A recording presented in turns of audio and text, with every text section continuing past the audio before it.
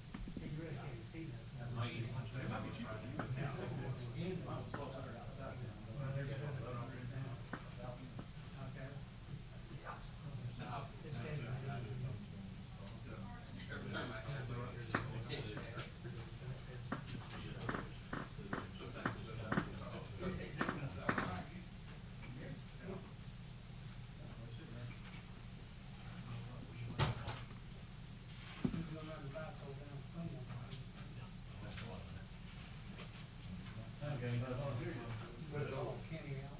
Instead of high joists. He said that, yeah, did you use trusses or some ideas? I remember my. Engineered. Yeah. The middle part is engineered. The up and down part is high. Solid. Yeah. Well, I was looking actually, the trusses with the open Hopefully they things. rain. Yeah. Have a good weekend. In there. Yeah. And,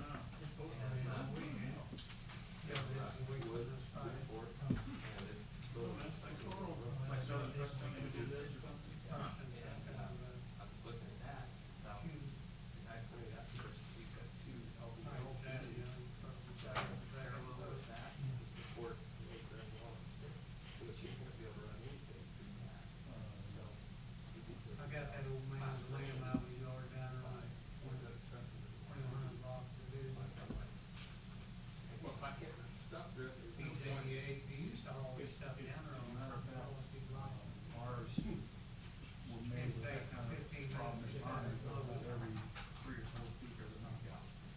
So you don't need nothing else to do that. You just take it out. Stay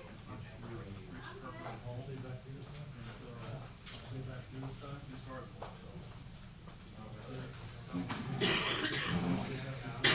I forgot I moved the other end. They moved me the other end, I said I forgot, I used to sit. Move along, Al. How are you? I didn't look, am I still here? I don't know, they moved me. Oh, did they? They moved him down there. Am I? I don't know. Oh, no, there. It's me. Hey, Russell, what do you want? Huh? You pulled it on. Why, you cooking? I don't remember, let me look. Why, I can. What time? All week, I never did see it anymore.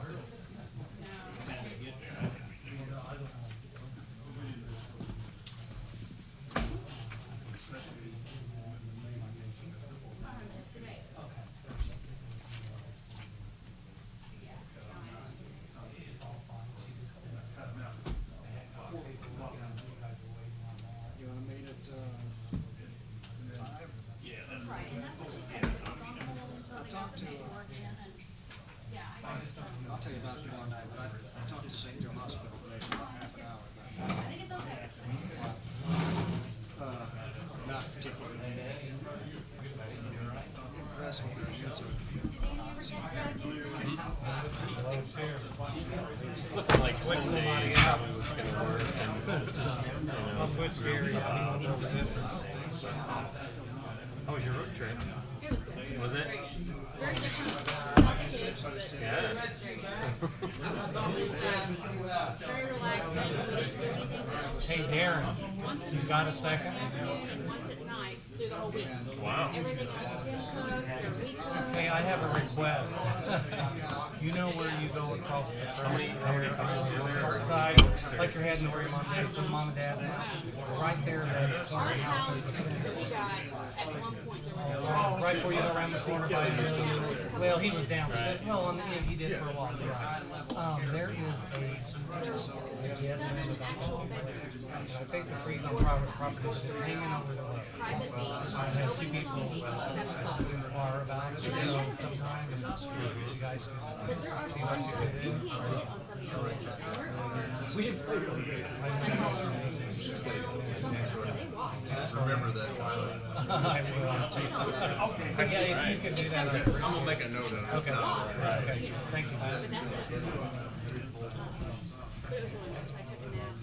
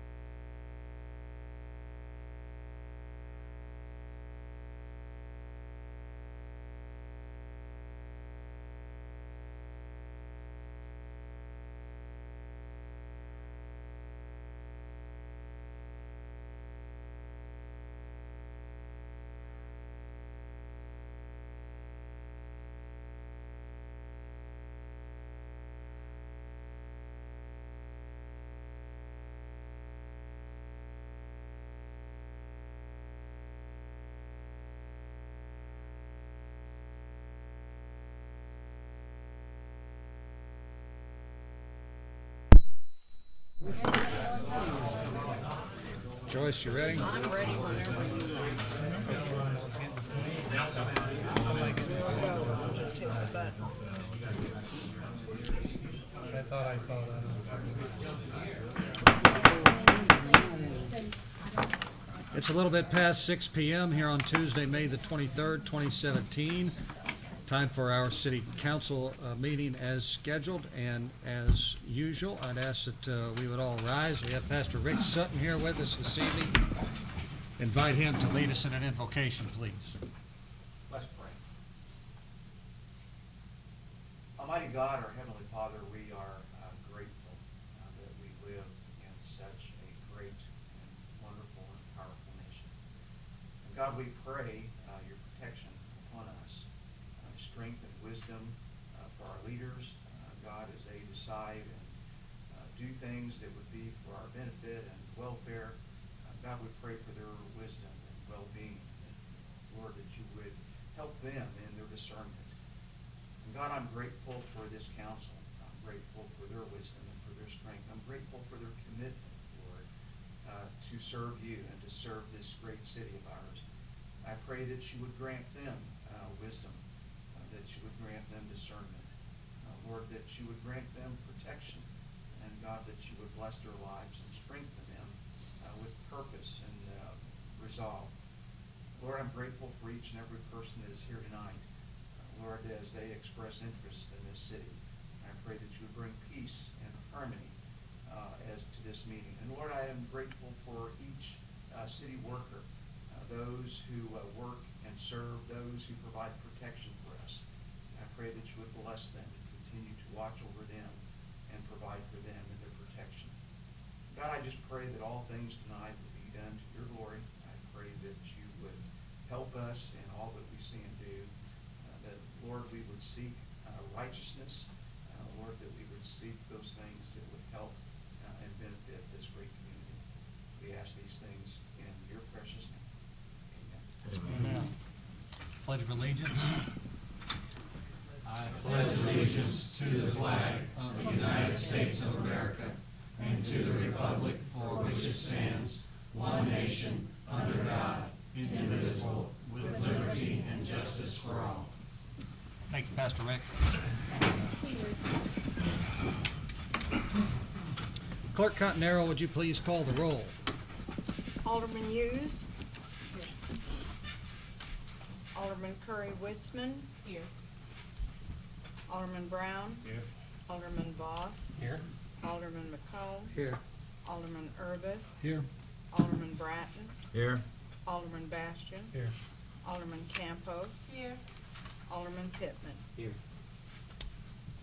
Thank you, Joyce. I'd like to say how nice it is to have a full slate of council members here this evening. And I know everybody has very busy lives and are pulled away in different directions, but it's always good to see everybody here. So good to just be able to get back to business. So with that being said, we have on our agenda this evening the consideration of council minutes from May the 9th, which are included in your packet, and I would entertain any questions or amendments to those minutes. If there are no amendments or questions, I'd entertain a motion to approve those minutes as presented. So moved. Second. We have a motion and a second. All in favor signify by saying aye. Aye. Opposed? Motion carries. That takes us into our regular committee and commission reports. And under budget, excuse me, takes us to the accounts payable registers. I must be in a hurry this evening. I'd entertain any questions or comments on the accounts payable at this time. Okay, Mr. Bratton? Okay, page 2. This locust invoice, is that for a year's due and support?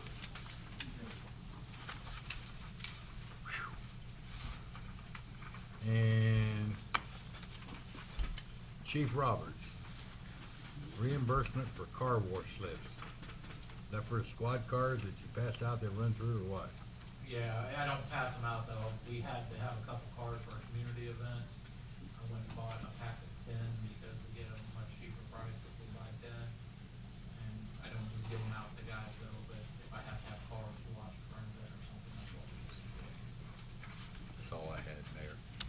Thank you, Alderman Bratton. Any other questions concerning the bills? Entertain a motion to pay the, Mr. Pittman. Question, I'm sorry, on page 1, and it says final payment, so I know that there's been, previous payments, but the Baldwin Media Development, is that like a video that we've done for the city? Is that- It's tourism money, Okay. and so, we really need to, we say this from time to time, and I'll say it again, and that's that we need to have a more regular update from the Tourism Commission to the council in terms of, and they're, you know, a body that obviously has some autonomy and can do some things on their own, but it would be good to have at least a quarterly update from them on various things they're doing. Mr. Bratton? Do we ever, I mean, I know that when there's a bill comes through, we okay it or whatever. Do we ever see a budget and a line item thing to what they spend their money on exactly, where that money goes? I mean, I don't really pay enough attention to that account. Something like, you know, what their budget is and what their expenses, kind of. I guess I'd turn to Scott Evans, and Scott, can you clarify that question for him? For tourism, you mean? Right. Yeah. I can prepare you anything you want like that. If you want me to bring it next meeting, I'd be happy to. I mean, Yeah, I mean, we have it all. yeah, well, I don't doubt that. I wasn't questioning that. And Chief Roberts, I didn't mean that you just took them tickets and shuffled them out. No, I know. But I was just kind of curious. For the most part, the guys watch their own theater for special events like that. What I can tell you, that I have with me tonight is, the total budget for, tourism for the whole year is $24,400. Okay, and that's split up amongst, 7 or 8 different line items, of which, this video production is under the line, this is actually county tourism, so this is something that they were using the county bed and breakfast money for. But, through April, they have spent, $6,500, of that 24, so, there's about 18,000 left for them to spend. So it looks like they're running pretty well on average where they should be, I suspect. Okay. Thank you, Scott. May I say something? Ms. Hughes? Just for you, Jay, if you notice on page 2, there's also Friends of Murfreesboro. Right. That's also tourism money. Okay. Any other questions or concerns? Entertain a motion to pay accounts register 684. So moved. Second. A motion and a second. All in favor signify by saying aye. Aye. Opposed? Motion carries. All right, that takes us to our regular committee and commission reports. And up first, we have Budget and Finance, chaired by Alderman Dan Bratton. Dan? Under old business, discussion regarding the senior citizens van. I talked to Tim Lee, I think it was sometime last week. He got on the internet and went from a range or whatever, but on an average, that van should be worth about $7,500. Okay. And I don't know if we've got any kind of a report. Alderman McComb, have you heard anything from Joe or anything on that? No, they haven't said any more about it. Yeah. They're waiting on us to make a decision. We have any other comments from the council? I did speak with a couple county board members, and I know the Senior Citizen Center had some reluctance to rely on the mass transit, but if we were able to get them together with us and get the transit authority to dedicate a van to the senior center that day and put drivers in there that were willing to get out and help people get in and out, would that be something that would make them,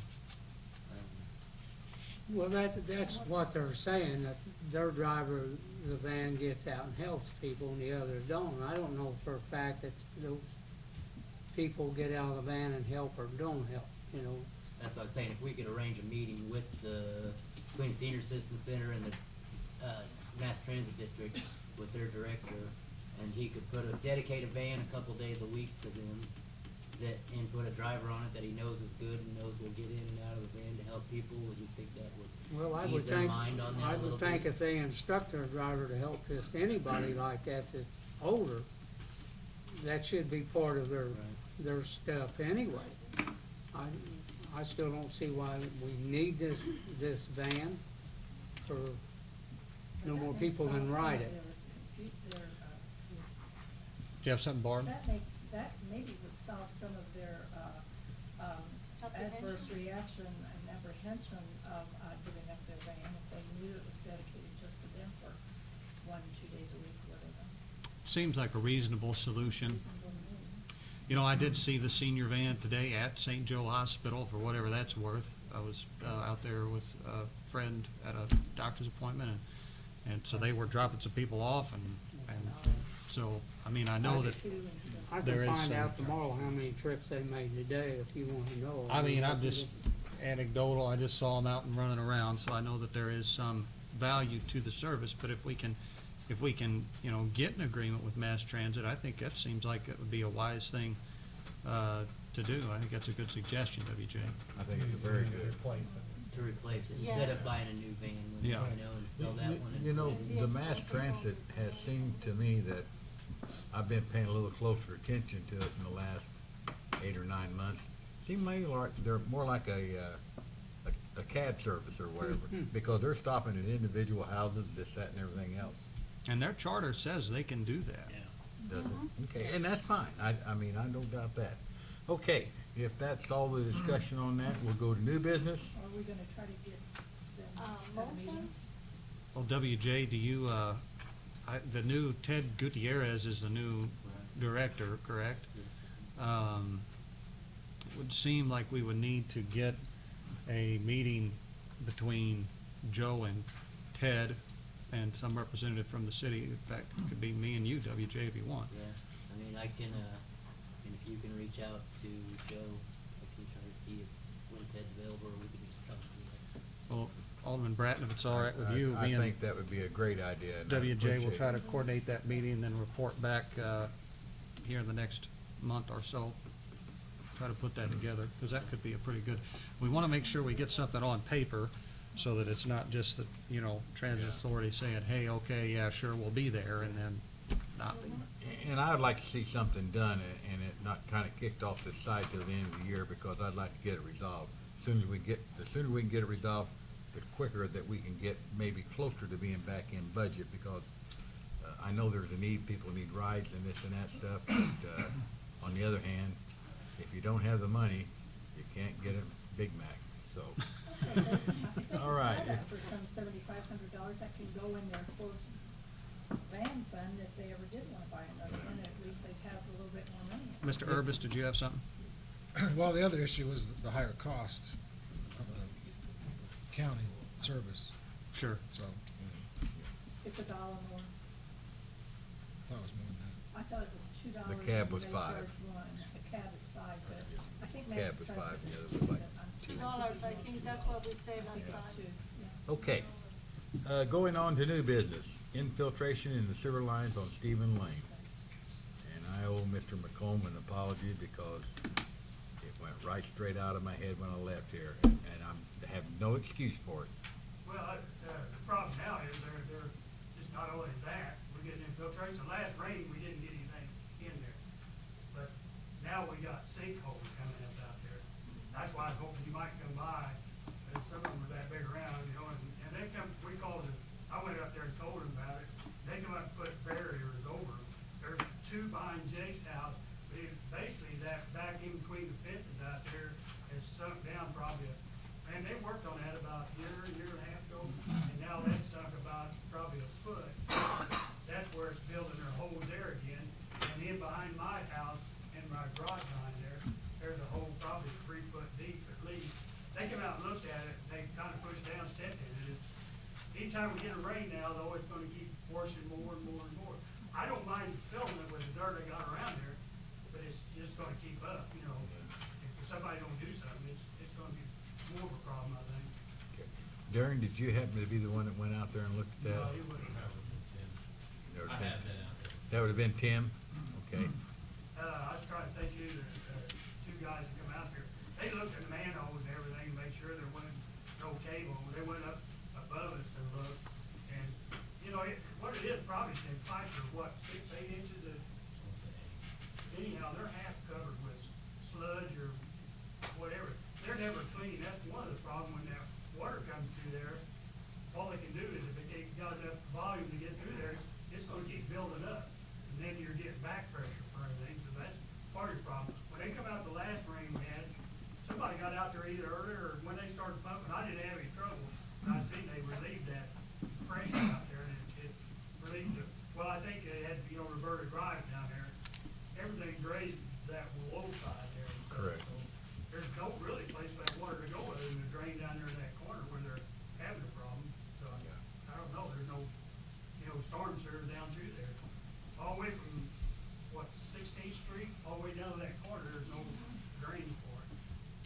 this all sort of ties back into just our general drainage issue throughout town, which is, you know, something that we're gonna have to address in a really tangible way sooner than later, because as everybody likes to say these days, the 100-year floods are every year now.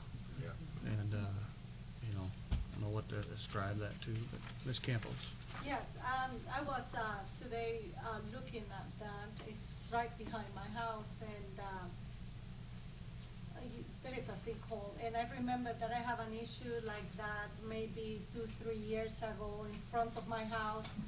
And I don't know if That's a completely separate issue. it is a total. It's not that it is collapsing the sewer line. That And was a storm drain out in front of your house, and what that was is where they put each section of pipe together. There was a hole in it, and that's how they picked them up and moved them. And the cats had come out and were rotted or whatever they Yeah. had put in it, so that's, those were all taken care of. Yeah, oh no, it's perfect. It has been perfect. But I was talking to him today, and I said, I wonder if it's the same situation that I have in front of the house, that it is somewhere collapsing the sewer, and then that's why because he does have a big sinkhole. I mean, it is a hole. And with the polishes, he have two. The So it issue is in the same. in the back is the pipes are basically worn out. There's trees planted all up and down through there, and the roots will root their way right through the joints, pop the joints, and But the city can get rid of my 60 gumball trees. No. I donate Happily. them. We'll put Gary in charge I donate them. Get rid of the gumball tree, we get rid of that. Some things never change. Yeah. I've noticed. Okay, going on to the next, I believe that Scott Evans has a budget-related report for us. Yes, these were not in your packet over the weekend, but I did have these ready for you when you got here, so I hope you've had a brief chance to look these over. The first one is the comparison of the budgeted payroll versus actual. It's kind of on its own. And it's the same one we do every month. And for the month of April, the total salary citywide were $235,232. And the budget for the same period is $271, so we were under budget for the month, which is good. And for the 4 months ended April 30th, we're still under budget in salaries as well. We budgeted $1,086,000 for these 4 months, and we spent $1,030,000. So that's the status on the salaries. That will change. Well, it will, yeah, and we always know that it does as the year goes along, so, but like I always say, you hate to be at a break even or in the hole already, and we're not, so that's a little bit of a cushion. Okay, the next group of reports, starts out with one Paramount side, titled the citywide balance sheet. And I do this for you 2 or 3 times a year, between the year end and now through April. And so as you can see, it basically just highlights the assets and liabilities of each fund that we have. And I don't want to go into too much detail in each one, but if you go to the far right, you'll see the total booked assets that we have for the city is $25,842,000. And the liabilities for the city, again, that does not include, keep in mind, that does not include the loans that we owe on the console in there, tobacco, and the Street. yeah, stupid thinking. Sweeper. Those don't show up on here, which is why periodically I will give you a report showing the exact balances of those separately. So anyway, the total loans on here, of which of course the vast majority of that is in the water sewer fund, between the Walnut Street loan for the water line replacement and the sewer plant loan, those are $15,714,000 that we owe as of April 30th. And we did just, and you'll see this in the future, we did just make a payment, a semi-annual payment on the sewer plant loan just a week or 2 ago. So you'll see that coming up. It's not the final payout amount because that hasn't been determined yet, but they had us go ahead and start paying that now, which is fine because we don't want to build up any more construction interest than we have so essentially then, after the 16 million and so in debts, the total equities to the city are just a little over $10 million. So that's a pretty good strong position, obviously relative to where it used to be many years ago, way better than that. So, you turn to the next page, it's just a snapshot of, and I do this report periodically too, snapshot of the various funds and the various checking accounts, money market accounts, and CDs in each of the funds. So, as of April 30th, the total citywide cash, which again will be on the front page there in various sections, is $6,163,000. And obviously most of that is in the water, sewer, bond reserve, pending payout of loan payments over time and various things still left to do down there. So, that's where the city's cash is at the moment. And then the next page is where we look at not just the salaries of the general fund, but this is basically you look at each department in the general fund, which would include the salaries, but everything else for that department versus what the budget is. So, as you can see, through the first 4 months, the general fund spent $1,678,000 in actual expenses. And you can see the breakdown there by department. And then for the same period, we budgeted $1,646,000. So you can see we're at the moment we've spent $32,000 more than budget at this point.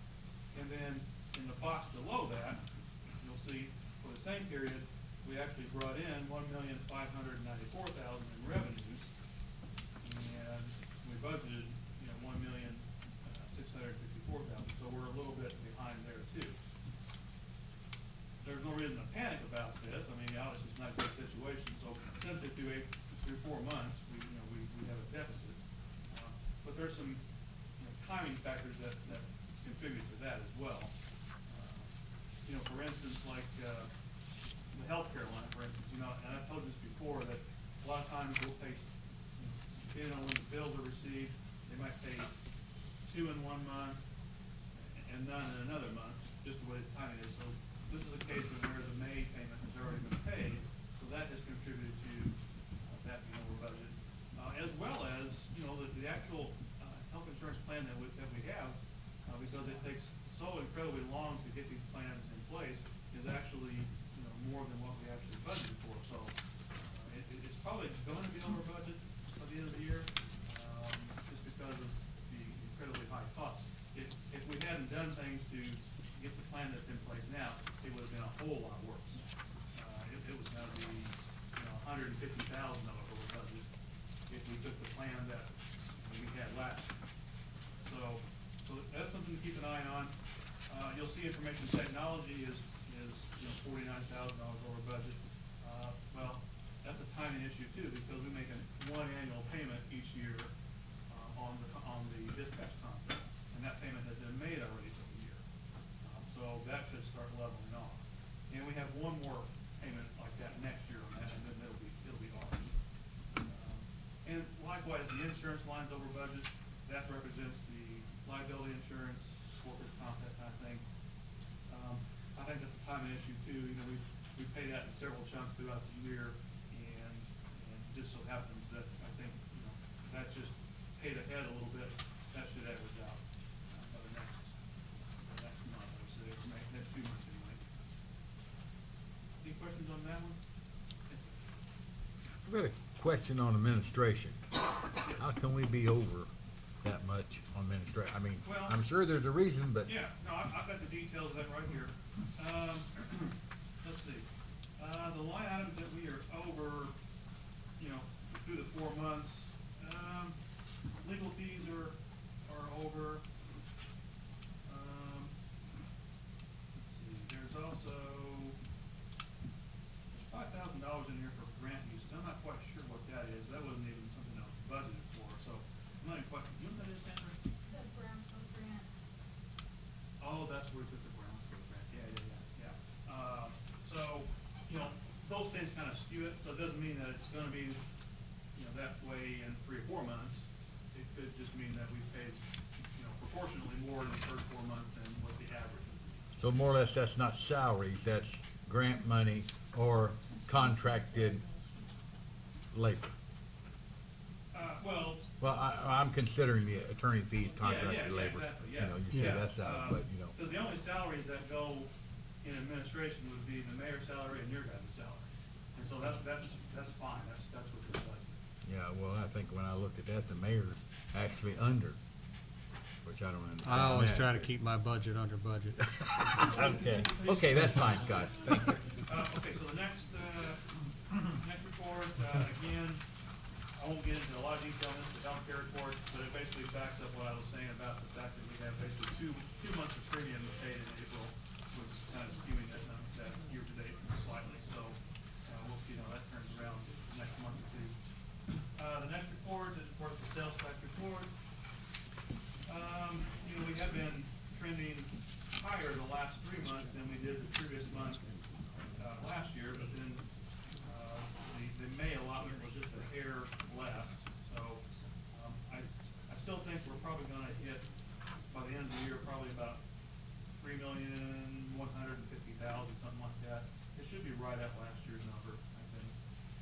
No way to know that for sure, but it is coming in close to where budget is there, so no surprises there, fortunately. And then the income tax, on the next page, you know, we've been about through $376,000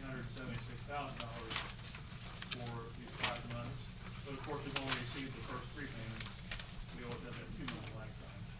But what we've been about through is right at, you know, for the most part, right at what last year's number was, at least the last couple of months. And of course, that's a very large part of our budget too. Obviously, the home rural sales tax is by far the vast majority of our revenue, but this is, you know, $700,000 or $800,000 a year is nothing to sneeze at by any means. So it's important that we know where this money comes from. Okay, and then the last report I have is basically just another snapshot of, I did this about 6 months ago, something like that. It essentially shows the accounts receivable in the water sewer fund as of the end of April. And so at the end of April, the total amount due to the city was $329,000, almost $330,000. And for comparison purposes, on the very back page, I did the same report as of December, and it's within $100 again, almost the same number, so it hasn't changed much. And as you can see, some of those numbers in the over 999-day category, a year or 2 ago, we went through and we determined that there were some that were uncollectible and needed to be purged off. We probably need to do that again at some point. And the auditors certainly like us to keep up on that process so that it doesn't present an unfair picture. So that's the reports I have. Speaking of the auditors, they completed the audit. They are planning on being here on the first council meeting in June, which is the 13th, I believe. I think that's the next meeting.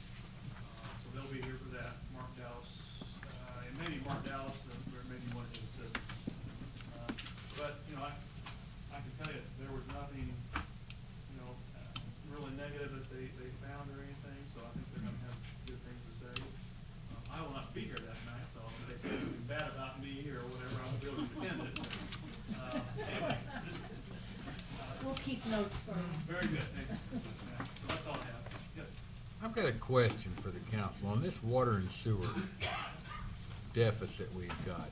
Sandy, you can probably, are we still running into where the house at 12 Suburban Drive doesn't pay their water and sewer bill, and then my cousin comes in and he signs that up like that? Are we still running into that same situation? I'm using my address as an example. I mean, but are we do we still have an address that house seems to be not ever, somebody else puts their name in it, then it goes out and they run up the bill, then the water shut off, and then somebody else? You're asking for specific habitual properties? Yes. I couldn't really answer that, though. Water bills. I thought here a few years ago we had that, seemed like there was their cousins, their brothers, their aunts, and everybody else was. I don't think so, but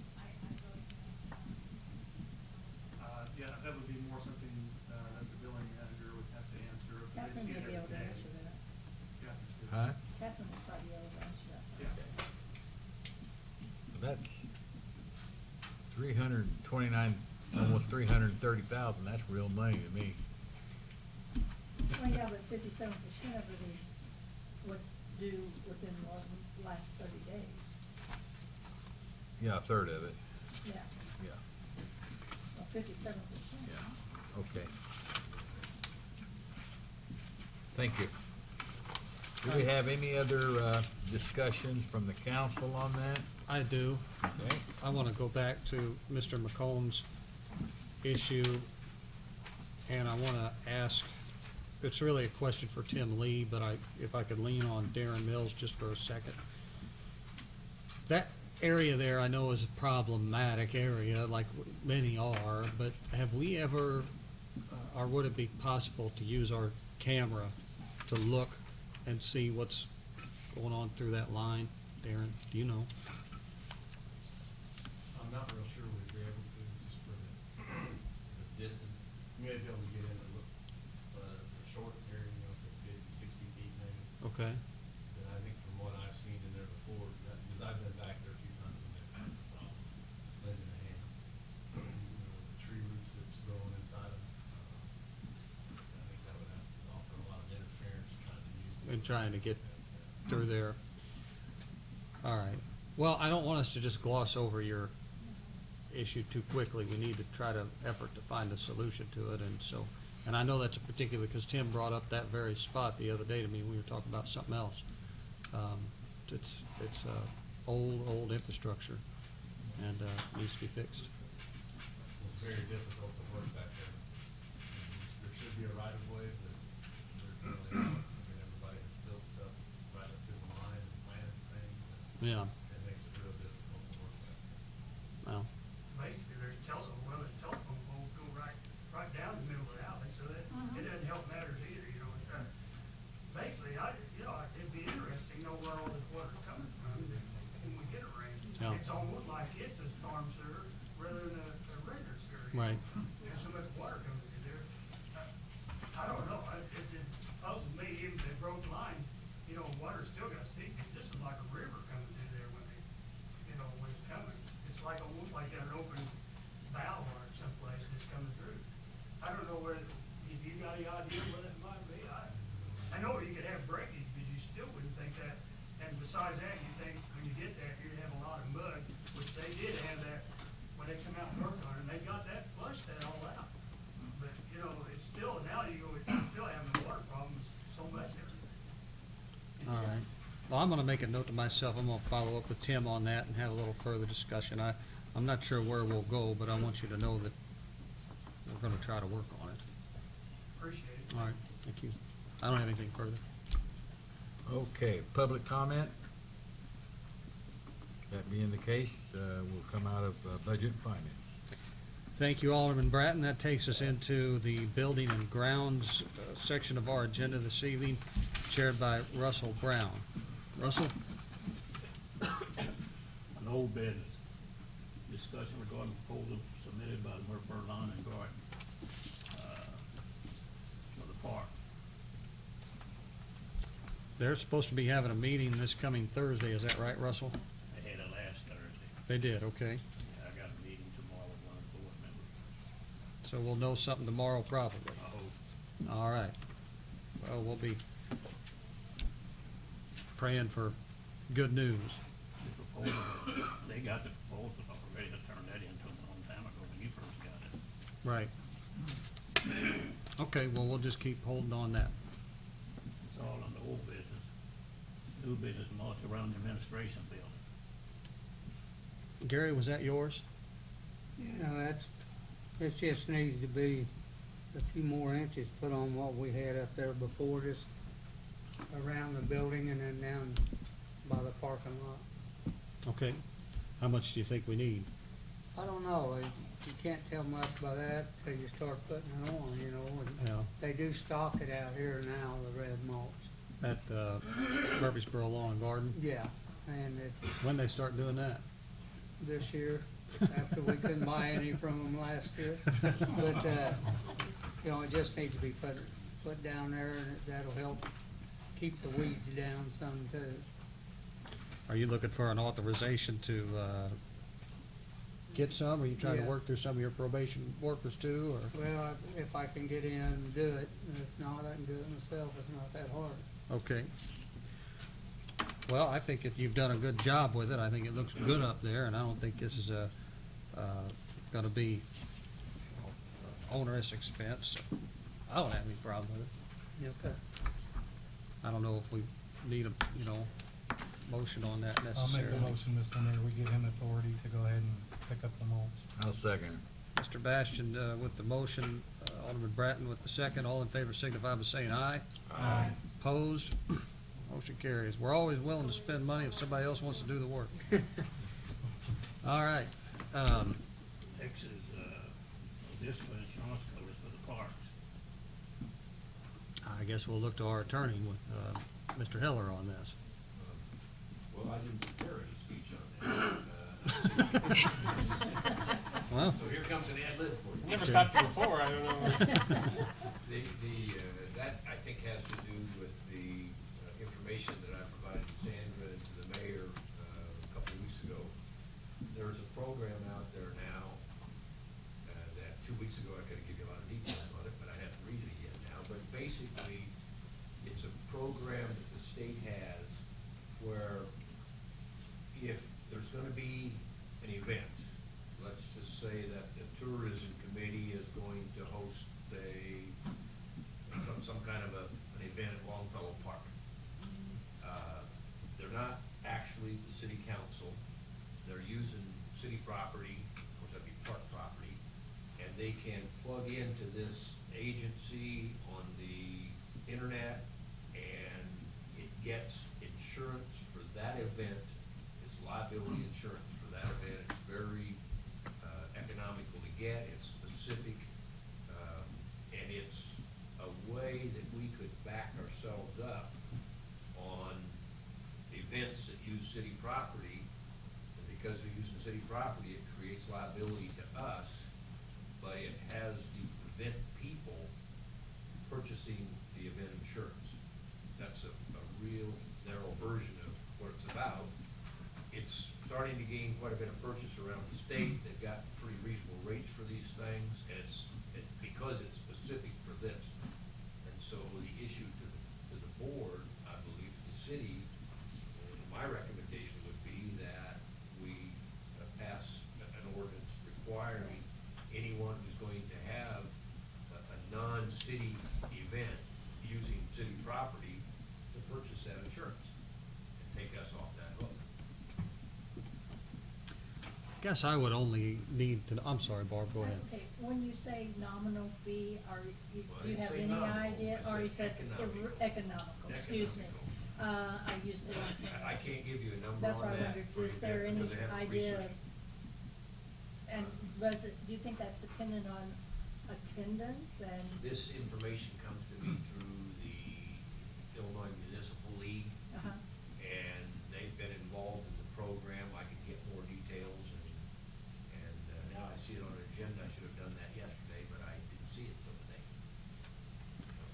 My only question, and I think Barb, you may have been driving at that also, is that I don't necessarily want to inhibit nonprofits, some folks that, are needing to use a public space for an event that could be a very good event for the benefit of the city.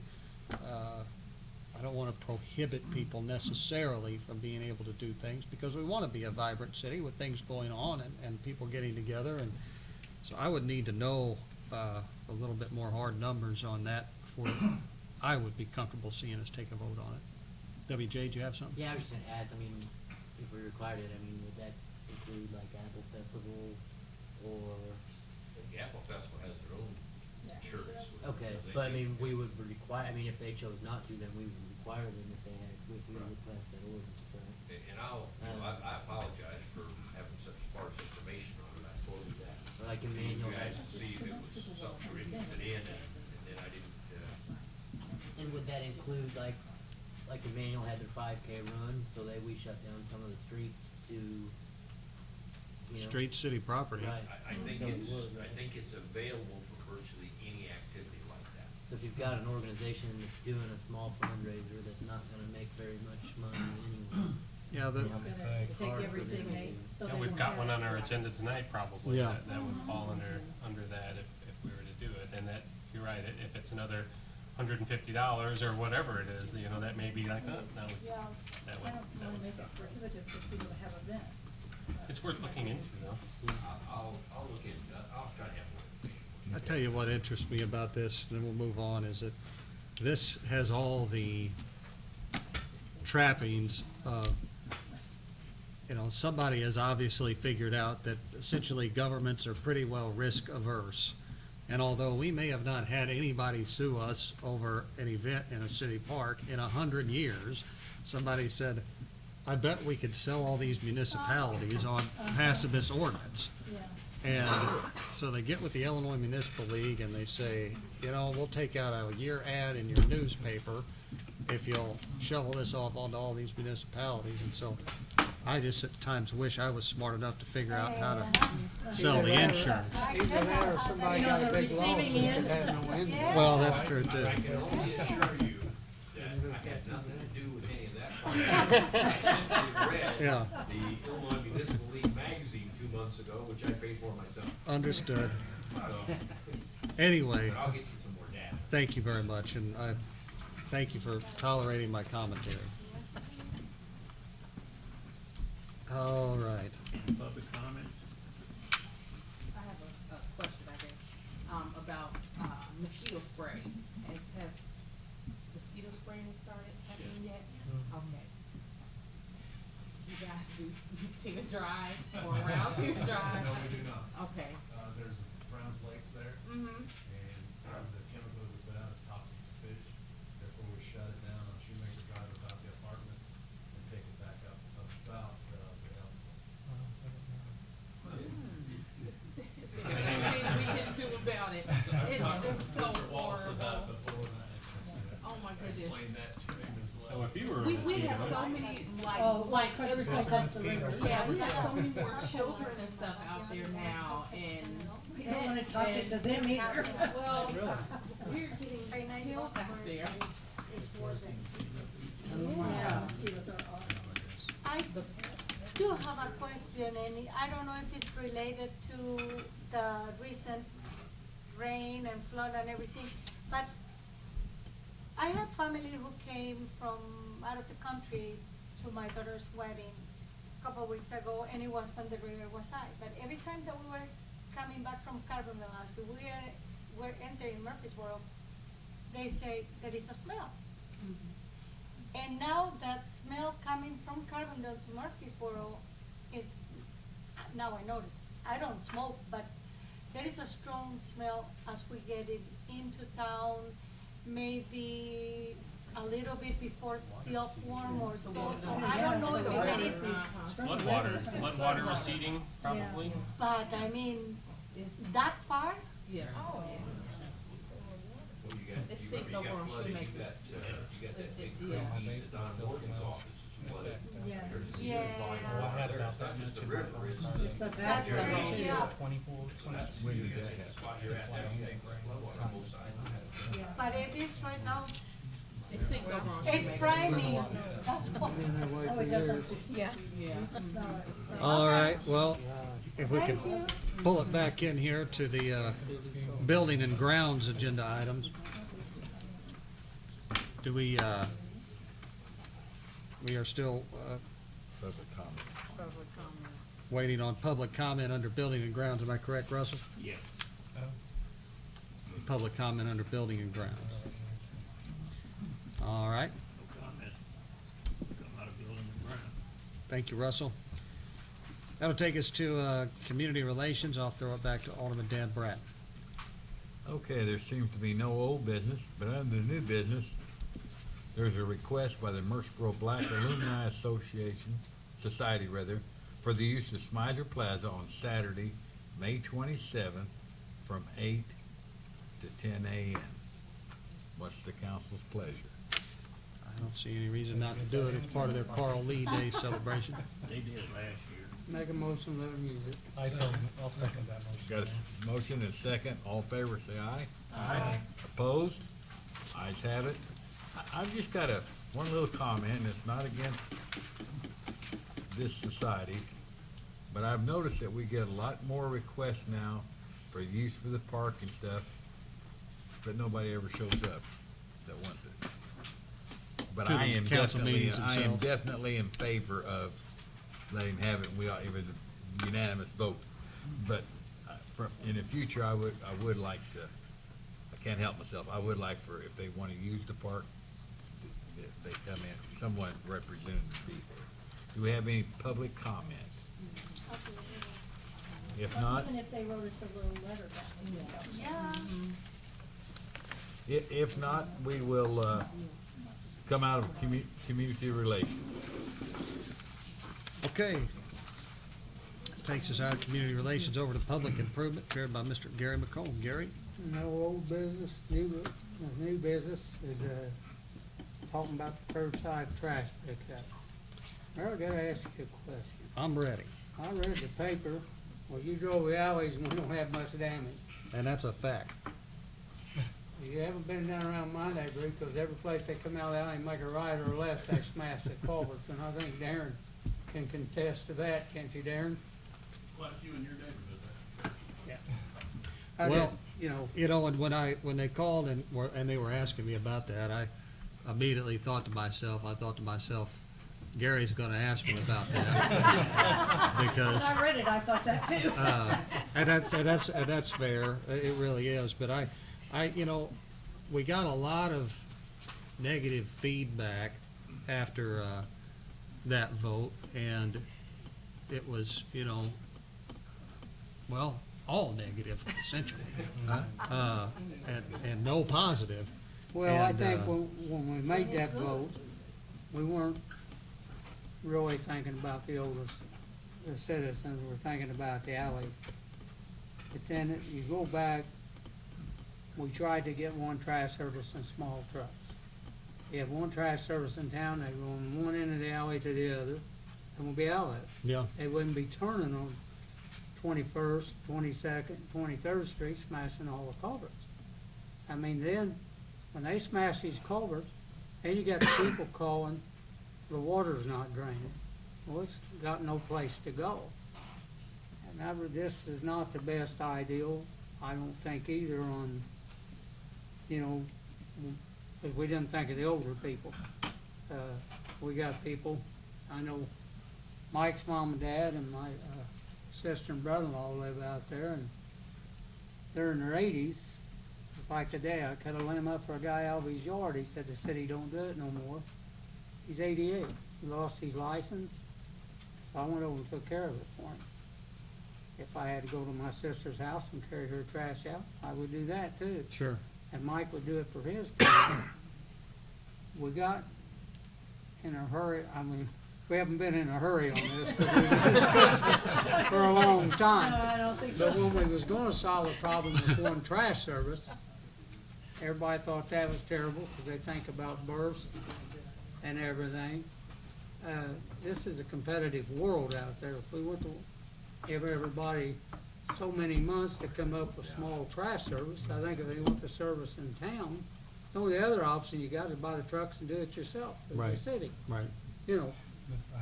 Go ahead, Danny. Mr. Bratton and then Mr. Irvis. And I wrote this down, it's funny, I wrote this down before I came to the meeting on this trash thing. I wasn't in favor of it, I voted no on the curbside. And I respect everybody that voted for it. But I've been thinking about this, and this may not be very popular, as Alderman McComb said. I think we need to sit down, invite the trash haulers that service Murfreesboro, sit down with them and say, we're gonna go to small trucks.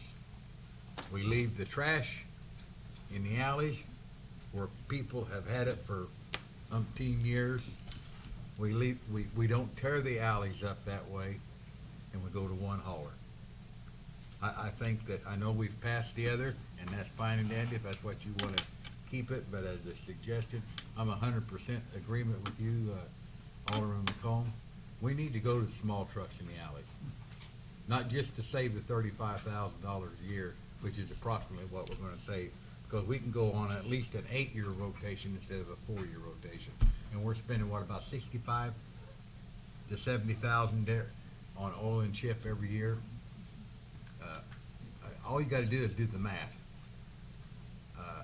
They may say, no, we're not gonna do it, period. We're not gonna have that. And give them a 3 to 5 year contract. We can also lock in the prices that way for the public. So that's the suggestion I have, and that's something I could definitely vote for. Mr. Urbis, you had something? Well, just to comment on that, you know, Republic came and talked to us, and they don't have small trucks, so, you know, that's, They already said they wouldn't come. right. I mean, that's, Okay. that's, you know, I drove a lot of the alleys too, and a lot of the alleys don't have any Republic bins there. Or they have 1 or 2, you know, out of 10 or 20, which I don't know if you know, if we can commit some of those folks to put it out front, but, you know, I voted against it. I did raise the senior issue, Gary, and that's one of the reasons why I voted no. But, you know, there are other issues, you know, we talked about the trash being strewn around the front of the houses. Right. And, you know, I think there's lots of negative issues, which is why I voted no. Mr. Bastian, I think you had something? Yeah, I was just wanted to say, I've had numerous calls as well as you, Mayor, and the other aldermen. A lot of the constituents in my ward have called me. They've sent me messages on Facebook, mostly private. And they are a lot of people in my ward are against it. I am as well. Yes, my parents have the issue. As Alderman McComb said, I'll be glad to go carry their trash out, but it is not fair to the senior citizens that can't do it to shove that down their throat. And I really felt like that motion that was made, I was not on council, it was kind of shoved down the public's throat. You know, I know it's been discussed for years. I've been on the council when it was discussed. I You agree. took a I think- 2-year break and we were still talking. I do think we need to meet with the trash haulers.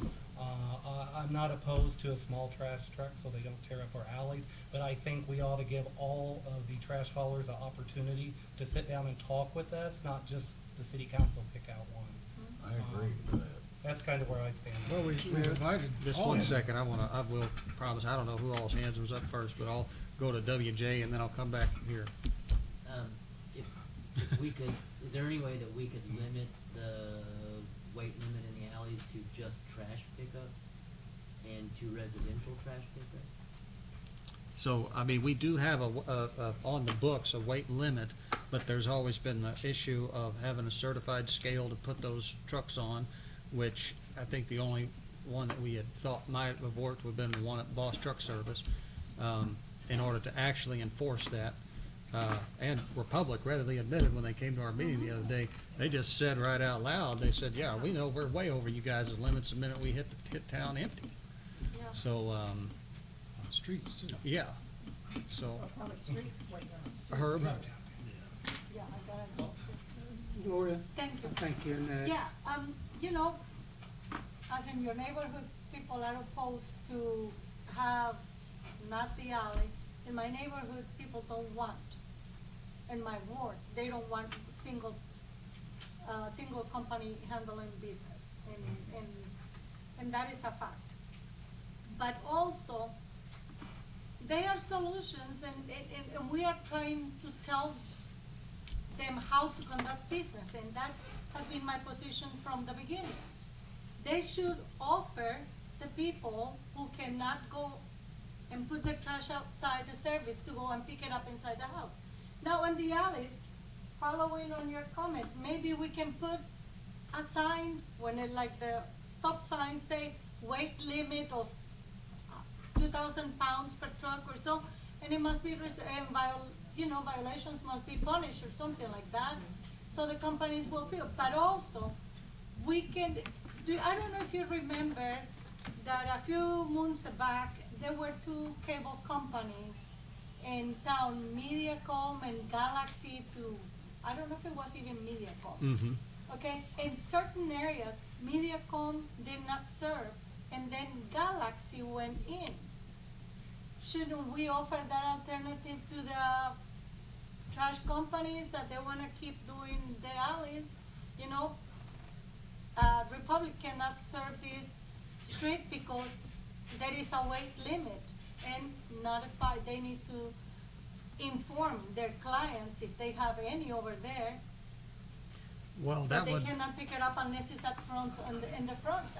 I mean, the companies, they do need to make their decisions, our company, how they're gonna conduct business. And we as a council, we need to be the ones, or we are the ones that set up the rules, because it's not that we're gonna keep the trash cans 24. In Carbondale, they do curbside, and I don't see trash cans every day all over. But don't they just do it one day a week? No, they go every day. And they have a street sweeper out every day too. I see them every morning when I'm going to work. And they Cleaning the have, streets, yeah. and they have the ruling that the trash cans, they need to be within 24 hours from the pickup only. Okay. Not the whole week, so I took the floor, so I'm sorry. Herb? With all respect, Gloria, I don't see why we're putting the burden on the citizens to change how they put their trash out for all of these years. So yes, we're saying that we're offering the companies an opportunity to resolve this and offer them more services and things, but the citizens aren't the ones that are damaging the alleys. They're not the ones that are doing that. So I think that's where we should be turning our attention and not even necessarily dealing with trash hauling as the issue, but rather setting weight limits on the alleys. And then we're not mandating that only one company get the business. We're not mandating anything except that you don't There's a drive weight large limit. vehicles on there because your vehicles are damaging our alleyways. So, and if they're not willing to accommodate, then they're not willing to accommodate. We're not saying you can't do business in Murfreesboro. We're not saying anything except don't drive vehicles on our alleys that damage our alleys. Yeah, like I say, no Galaxy, MediaCom. That's Let- it. let The me, Republic, burn. Mr. McComb? Okay. Does somebody wanna make a motion to do away with this? Or do you wanna discuss it on it? Just a second. Okay. Now, if you wanna make a Wait, motion to do away with curbside trash pickup, that would be one way. So moved. Second. I'm not making that motion. I'll make it, I'll Danny make just it. did, and John seconded. Okay, All right, well, we have a motion and a second. I don't know, I thought I saw our attorney's hand go up briefly, but he could have just been scratching his brow. I All right, just have a quick question Mr. Bash. before I vote on anything.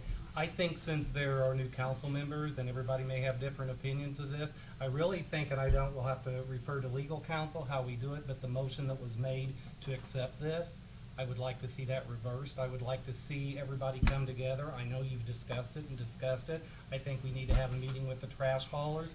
We as a council, we need to get together and determine what we want from them before we make any motions. but or right now, ordinances. Mike, everybody's saying, you included, Uh-huh, that everybody in your ward, they don't want this curbside trash pickup. absolutely.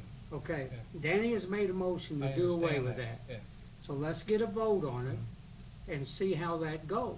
And if it's going away, then we'll go another route again with the That's trash fine, I trucks. misunderstood Now- him. I heard him say a trash, or a weight limit on the alleys. No, that wasn't- And I must have, that okay. wasn't- No, Sorry. Danny, if my right, has made a motion to do away with curbside trash pickup, I'll second that. and you seconded it. Now, do we ever need to have a roll call vote on this, because we're What is the taking that motion, out? I'm sorry? We're essentially rescinding the prior action. That it was to do an ordinance, okay. We should take a roll call. A All roll right. call vote? All right. In favor of rescinding it. We are Correct. rescinding Away with curbside service. Curbside trash pickup. Alderman Pittman, yes, rescind. Alderman Campos, Nope, Alderman Bastian, Yes. Alderman Bratton, Yes. Alderman Urbis, Yes. Alderman McComb, Yes. Alderman Voss, Yes. Alderman Brown, Yes. Alderman Hughes. Who did I miss? Oh, I'm sorry. I have you in the wrong spot on my list. I apologize. Alderman Curry Witzman. 9-1. No, that's it. But see, I have her down here. I have. No, I mean 9 votes. Oh, yeah, it's, there's just one no, 9-1. Okay, So it's rescinded. moving away from the trash side pickup, How we gonna do it, huh? we'll go to the Brown Shoe Factory. Update on that. The lawsuit was filed earlier this week. We have summons issued and out. We've got about 8 or 9 people have to be served, something like that, a number of them. Once everybody's served, they've got 30 days to respond, then we get a court date. So at this point, we've asked the court, our petition is not to become the owner of the property, or take possession of the property, or tear it down, or anything like that. Our petition is to make the property safe. And we have until the time that we go to court, which is probably gonna be in the first part of July, since we're halfway through May, more than halfway through May already. Those guys don't all get served. We don't get a court date, until we've got them all served. At that point, we need to know more about the issue. We know we want a fence to keep kids away, to keep people off that property, keep them away from those walls.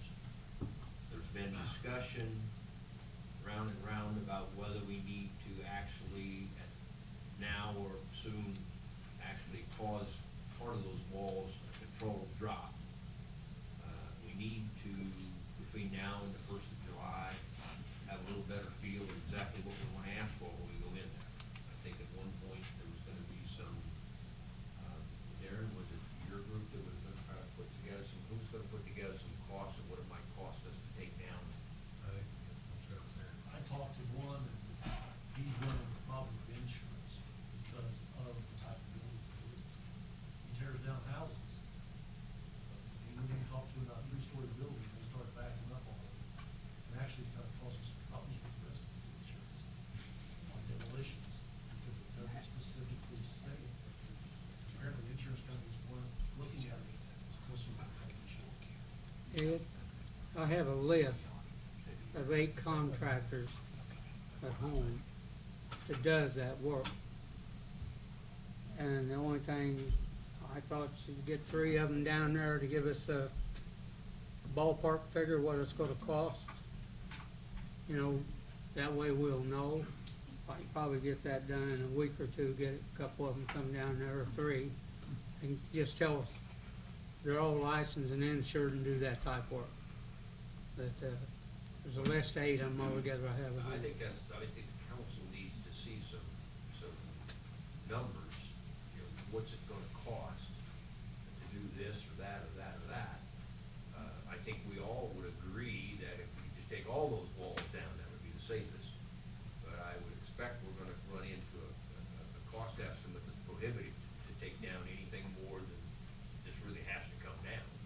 Well, we know the one that's on the west side, that's the one that's gonna reach 19th Street. 19th Street.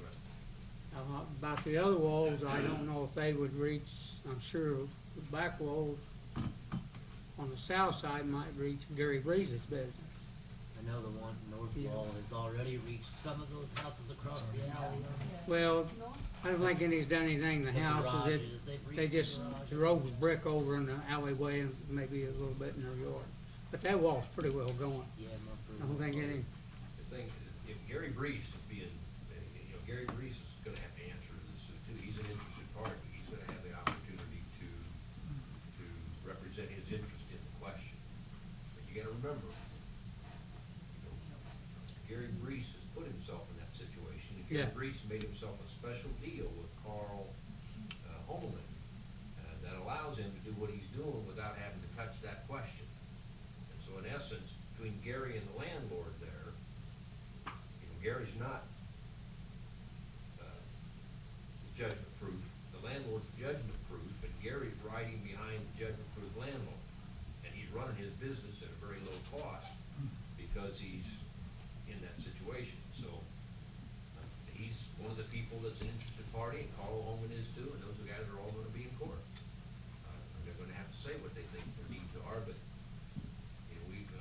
council, we've got a safety problem that ought to be being solved by the people who own the property and are making money on having the property. If instead of doing that, they're ignoring the problem, they're counting on us to fix it at our cost.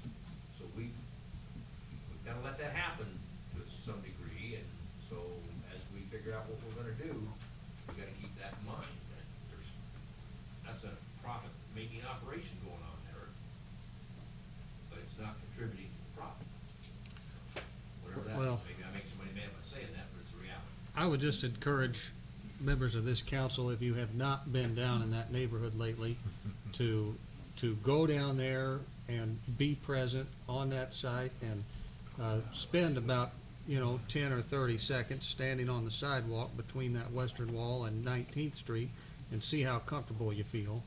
And then when it comes around time to, take some action on getting this thing secure, keep that feeling in your mind, because this is a safety issue for the public in this sense, and we And need it to. has been for years, but it's Yeah. getting worse Right. every month. It's certainly not getting better. One of the things we need to remember about this for the long haul is we allowed Brown Shoe Company to do that. Now, we have not allowed Kerwood to do that. We've learned something from this Brown Shoe thing. We must not forget this. When we have these big companies that come in here, use our labor force, make their corporate profits, take it back to their big cities and their big mansions, and then want to walk away from the problem they leave behind, we need to remain vigilant and not let another shoe factory happen.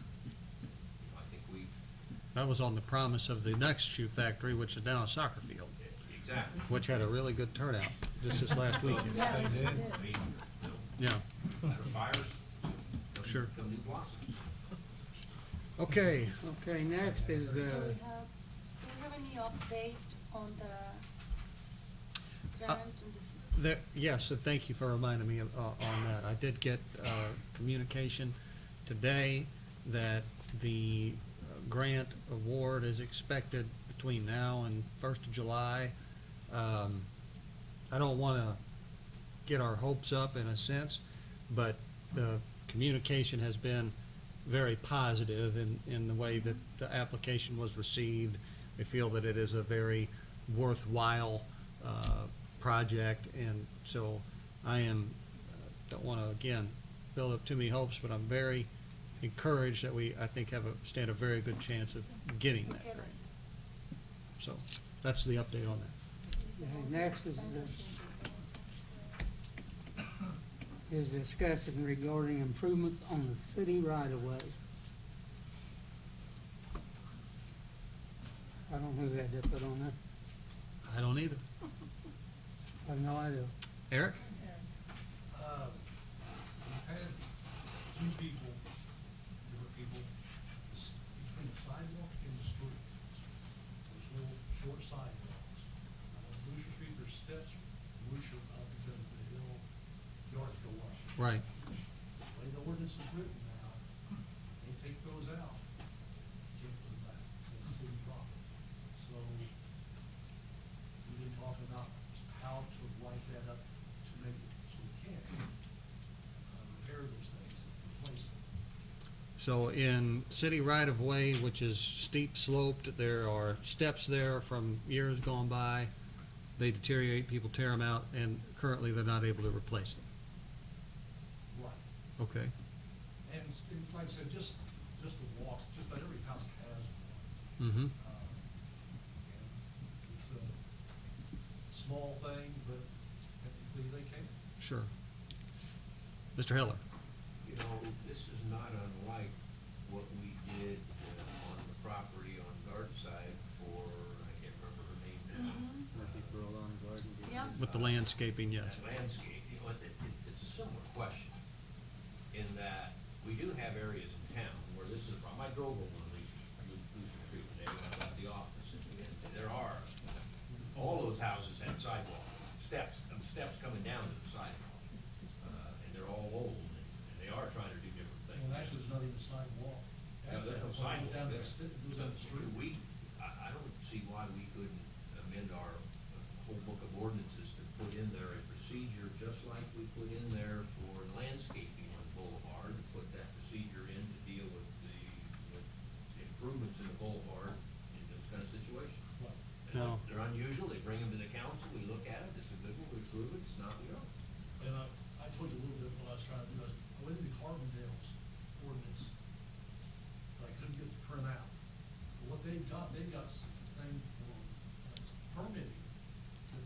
what you want to do on the city property.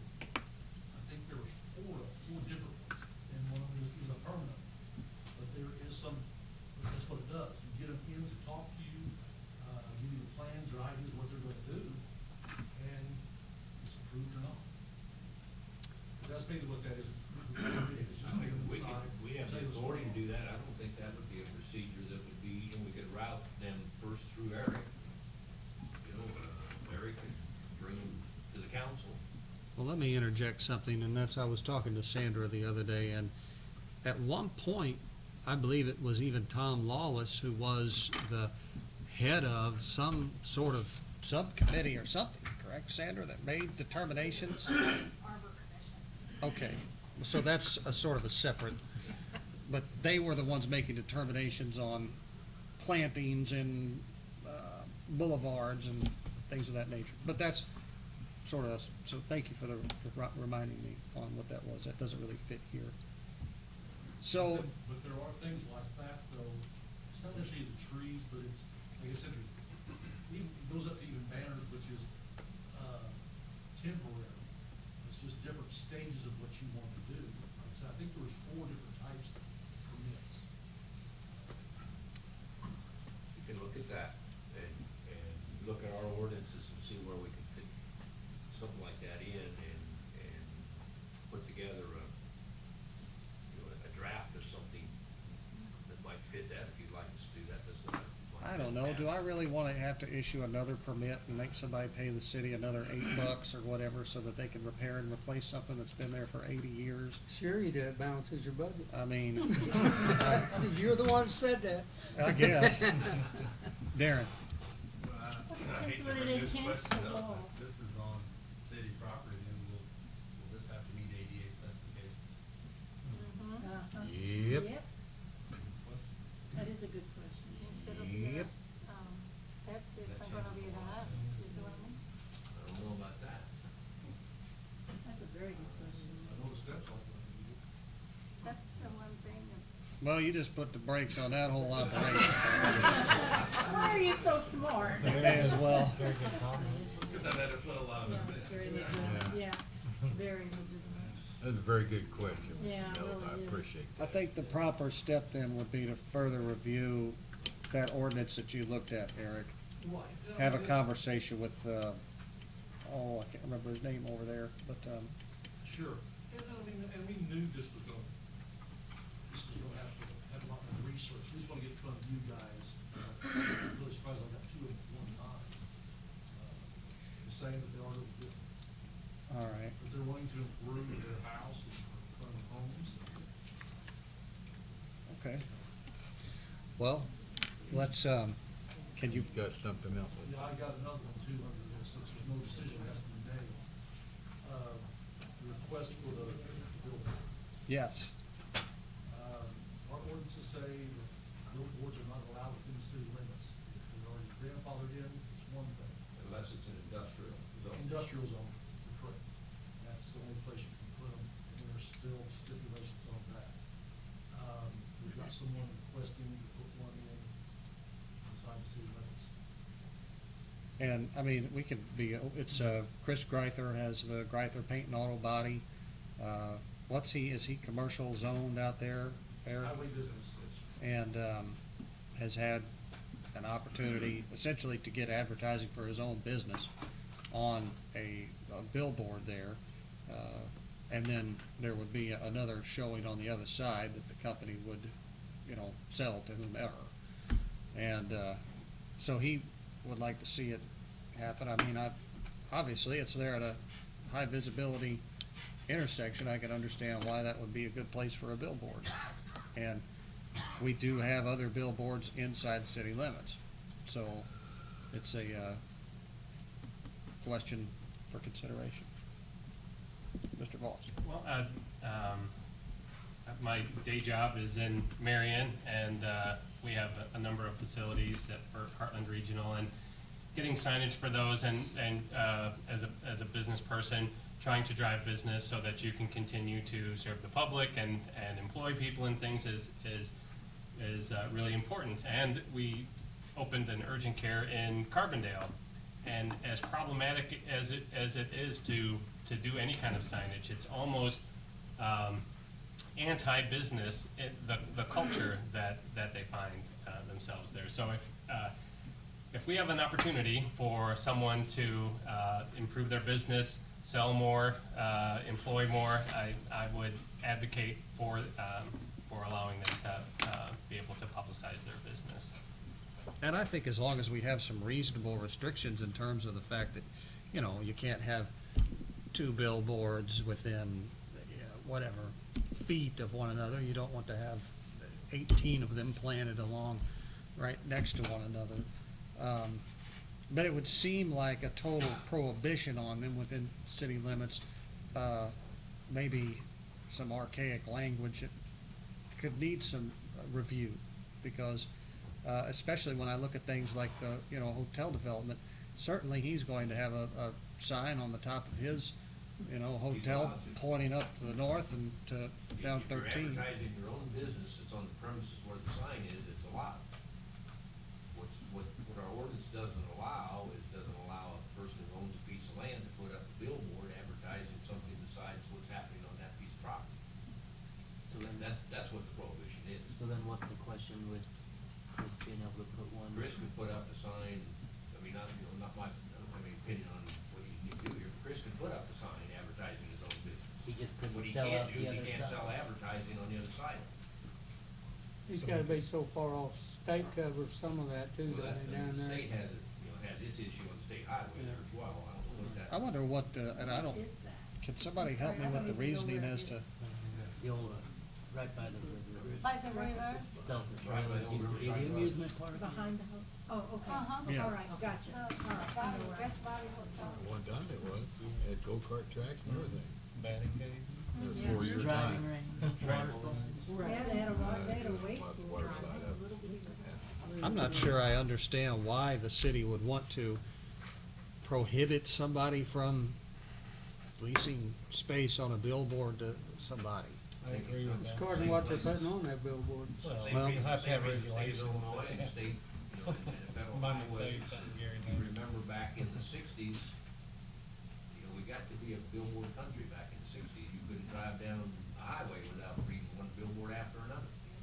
And if you go to San Jose, California, we're a long ways from San Jose, but in the 60s, that became a real problem. And in the 70s, that legislation went in, on a national level. Because quite frankly, it's allowed. If you say it can only be one so many feet, well, then basically you're creating a monopoly for the guy that gets there first. Right, then the hotel. How do you next to it. apportion it out? I wanna put a sign on my property, but the guy next door's already got one, so I can't have, there's a lot of issues with that. And there's not any issue with it if you don't care how many billboards are in town. Well, any other thoughts on the item? We can address it next meeting, maybe. All right, we'll hold that for further discussion. Okay, is there any public comment on anything in public improvement? Not a bad comment. It's a suggestion. We have so many codes here and, rules and stuff. When you make a new code, how do you know you're not repeating the same thing from like 30 years ago? The man said, just said it. I know, when I moved here and got my house 20 years ago, I have a fire hydrant on my corner. I wanted to know is there a distance that they can park from?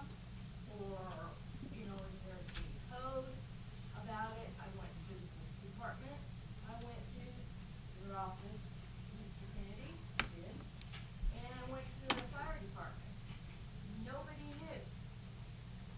It took me about 3 or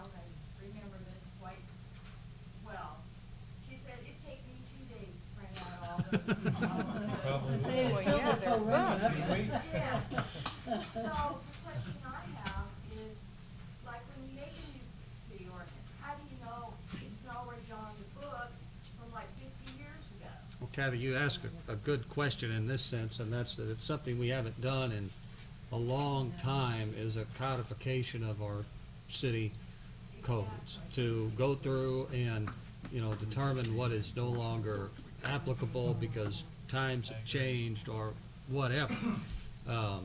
You know, that's one of those things that, There might be on the books from 1899. Yeah, there are. the problem is it's not nearly as popular for the city to spend money on codifying our ordinances as it is to pour new sidewalk, help Mr. McComb's sinking backyard or whatever. And so it's just a item that we don't ever really drill down on. Sit still, Dan. Form a free committee Yeah. to get together, talk about They it, don't have another line. once that goes there. So what is, you know, Well, how about let's move on now? just don't raise it to Jesus. once they're new, you know, and let the people know. Because as myself, and Eric, he's a genius at this stuff, I know he is. He set me up. Well, go see him when you need to know. Yeah. There you go, we just go like Kathy, We're getting off a subject here. we appreciate your feedback. We're gonna take that under advisement. No more public comment, we're moving out of it and moving on.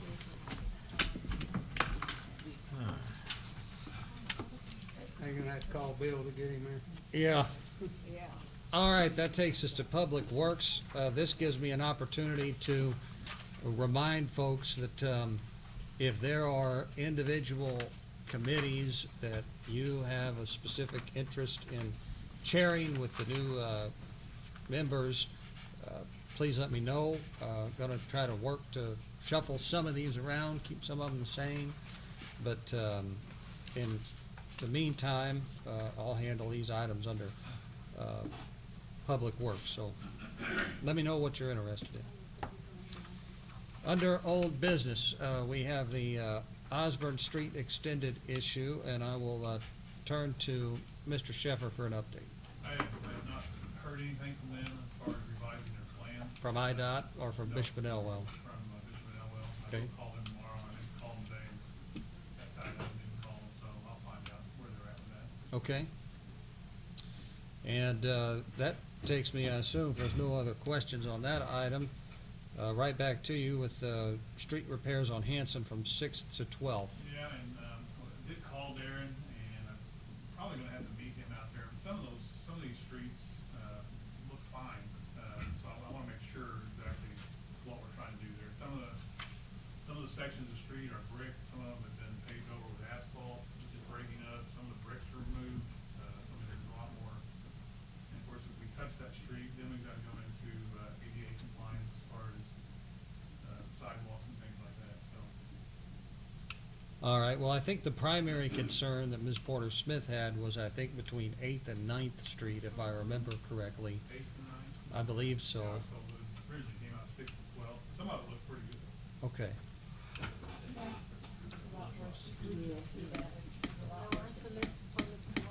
All right. Discussion regarding the boot camp and 7th Street lift stations. This was initially talked about at the last meeting.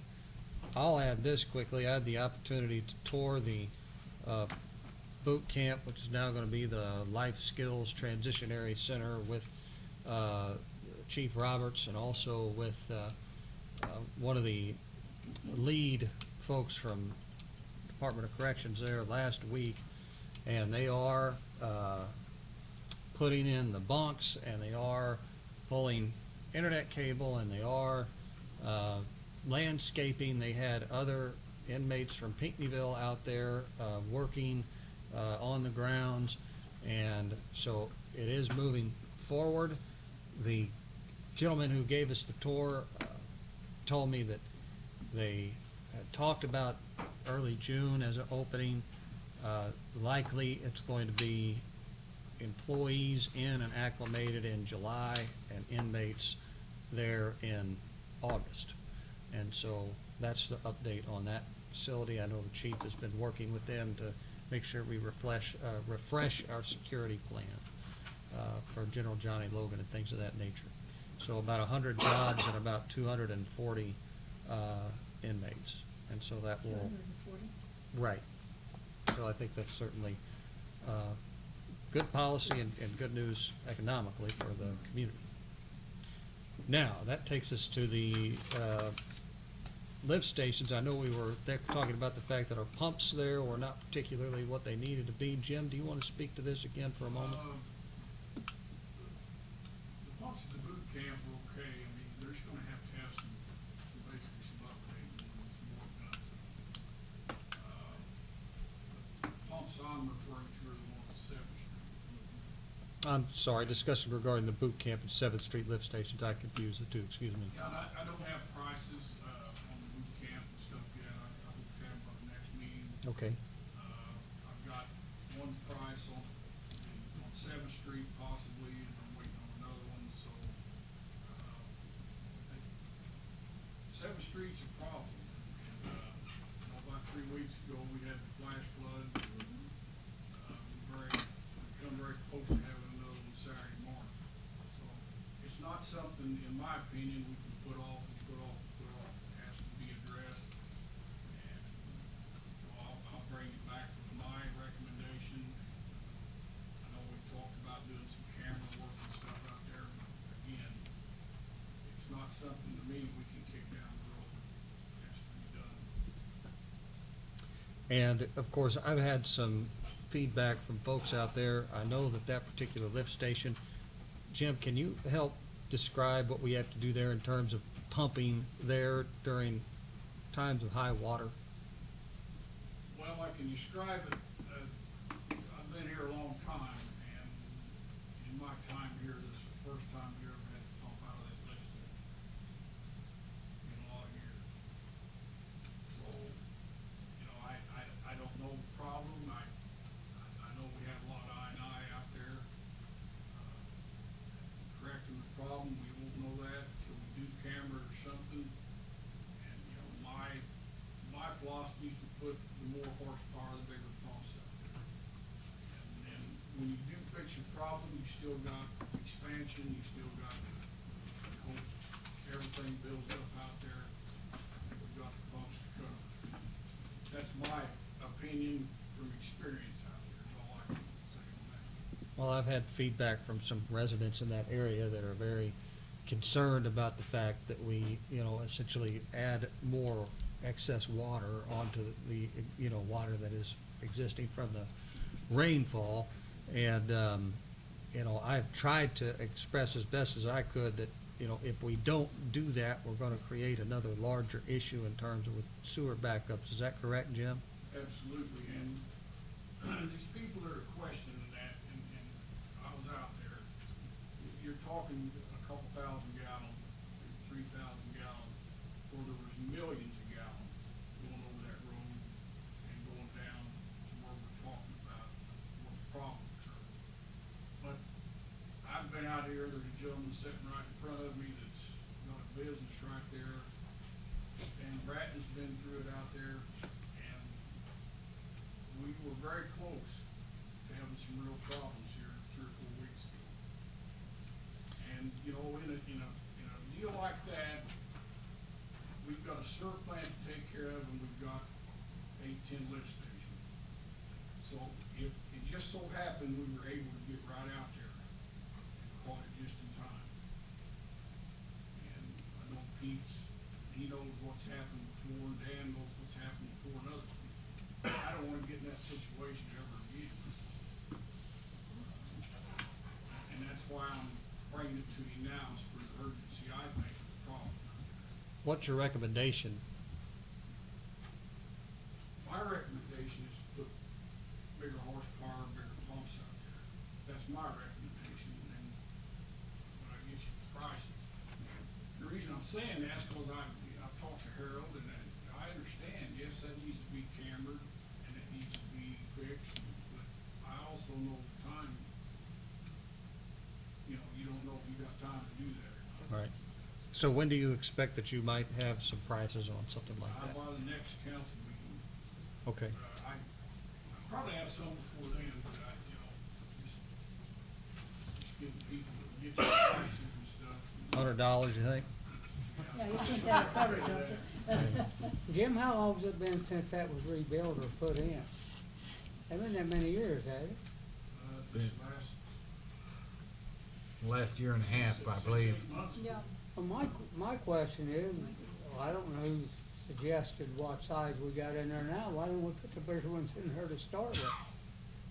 I'm not saying we don't need a bigger one now, but just why they wasn't there to start with. Essentially, we're told, I mean, there has not been a problem, and the pumps that are in there are exactly the same capacity, so either the pumps that are in there are, and we've done drawdown tests on, we plan on doing them again this week. If there's some limitation, that what they're pumping, or there's a whole heck of a lot more water there than there's ever been before, which, kind of find it hard to believe that problem's been there for some time. Was that water flow from there down from One Hot Cookie? Yes, Yeah. absolutely. And I've never seen it come over 7th Street like the night we were out there. But, I've seen a lot of water out there. Yeah, I mean, there's been 2 or 3 feet of water over that road, during the last couple of years. We had open manholes and the water was pouring into these manholes. I think those have been repaired, so, sealed, keep some of that water out. So, there's a lot of water out there. More so, I think, in the last. Well, we haven't had too many weekends. We had 12 inches of rain on No, before no. either. I mean, Yeah, that's true. Well, I've seen a lot of rain out there. I've seen lots of. Danny, did you have something? times it's Yes, never I did. happened. that was my only question. Mr. Bratton? Just for the new members, and maybe some of the other people in the audience that don't know, Pete Pleat owns PLP Battery, runs a business right there next to the lift station. I don't know if water got in your building this time or not. Did it? Yeah, it was flooded. We've had a problem. Now, sewage, you didn't have no, Just water. We've had, yeah, we've had, on Suburban Drive there's 4 basements on that. And, if the sewer plant people, Jim Stewart and the other workers wouldn't have been on top of that, I'm sure that we'd have had at least 3 basements flooded. And that doesn't have anything to say about the people who are directly west of that. There's about 12 people that live in duplexes or triplexes, wherever they are there, that are not landlocked, they're waterlocked. If there's an emergency, ambulance couldn't get there, this, that, or whatever, so it's also a very important thing. And without the larger pumps, I mean, if Jim gets the price on the pumps and whatever, and gets it early, I think we need to jump on it as soon as possible. I really do. It's serious. And everybody thinks, well, the insurance company will pay for it. No. People, I've been down that road, and that dog will not hunt. No, it They'll- doesn't pay. So, and that's all I need to say about that, but it's a very serious problem, and it's been going on for 10, 12, 15 years, I know of. So, it's a lot better, and I wanna commend, Jim Stewart and his crew for jumping on it the way they did. And the phone call I received to make sure that I wasn't having any problems, there was, so. All right, anything further on those items? If not, Jim, we'll look forward to, yes. one other quick thing, I know I can't take any action tonight, I don't know if you need to or not, but, told everybody the last meeting about the lightning strike at the new plant. We're basically getting prices, Brian's got some, and I've got some. On the flow meters, it's my plans to go ahead and get those things, because basically we have to, and then turn it in for the insurance claim after that. I mean, I can't give you a definite price, I think we can probably the next meeting. We've got. I would say most of the prices on the just proceed, Jim. You gotta have them. Yep. Try Have to we keep the notified the lightning from insurance striking. company of a loss? Have we notified the insurance carrier of the loss? Lightning? File a claim. Yeah, I mean, I think we have to do that first. Okay, anything else, Jim? That's it. Okay. Into new business, we have a discussion regarding the Seventh Street project. I had this placed on the agenda. We had a public hearing regarding the Seventh Street expansion project, maybe a week and a half ago, I can't remember exactly. Had considerable turnout, and there were some folks who were opposed. Of course, there were some folks who were there in support also. We typically get an update on it anyway, but I wanted to make sure if there were people here who wanted to speak to the issue, that there would be a place where they could. And so, with that, I will get right to you. I'm gonna ask, Harold, if you could just give us a brief update, and then we'll get to some public comment. Well, I think the public hearing was held, I believe, last Wednesday or Thursday. And, you know, I mean, that's, the public hearing is to get public input, and we are reviewing some of that. I think only 2 people filled out, the questionnaires with the input sheet. So, again, anybody that wants to stop by our office, talk about, you know, what the right-of-ways, I know there's some questions about where the new right-of-ways would be, so, you know, they're more than happy to do that, so. Okay. But, you know, at this phase, right now, we are finishing up design and design report, and then the next phase would be the environment, completing the environmental, you know, to go into right-of-way acquisition. All right.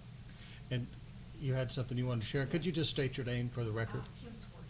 Okay.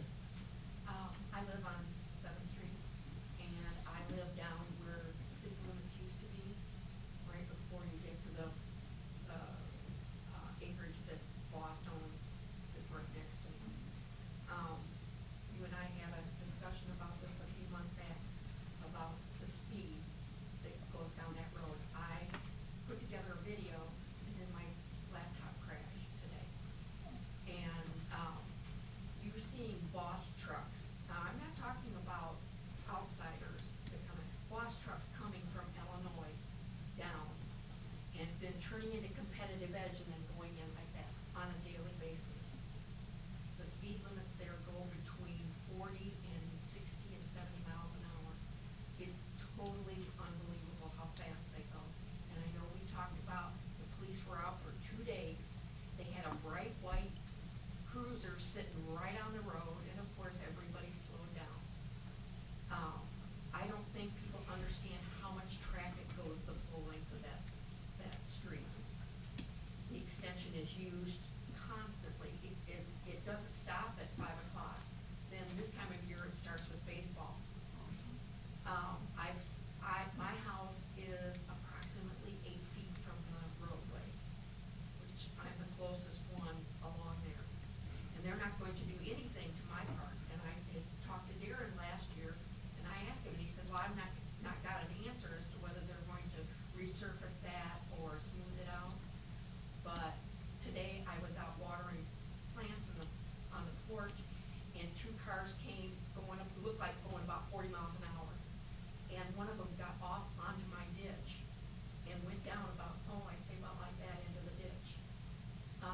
There's not enough for 2 cars to pass each other on that road. And while you're going to expand it down farther, when you get up by me, it's gonna be the same. And the speed's gonna increase. Well, I talked to Brian Hollow when he was chief of police, and he said that between Illinois Street and my house, it's 25 miles an hour, because it's unposted city thing. The post starts at right across the street from my house. It starts going from there, but they don't, once they're going, but, Heinz oil truck, full load comes by. I've lost antiques that have fallen off of shelves because it rattles the house so bad. It really is an issue. It's dangerous. Anybody from the street department or water department will tell you how dangerous it is to be out near that road. And we have people that bike that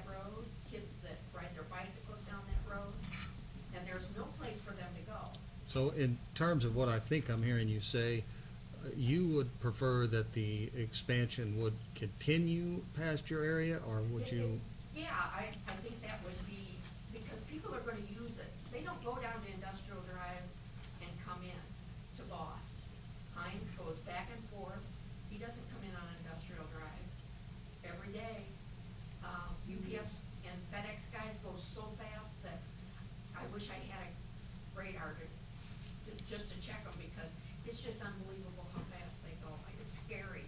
And I almost got hit. That's why I came into you. I went one day out to my mailbox and I felt this truck. I felt the rearview mirror brush the back of my coat, and it was this winter. And I was right up against the mailbox because I heard them coming.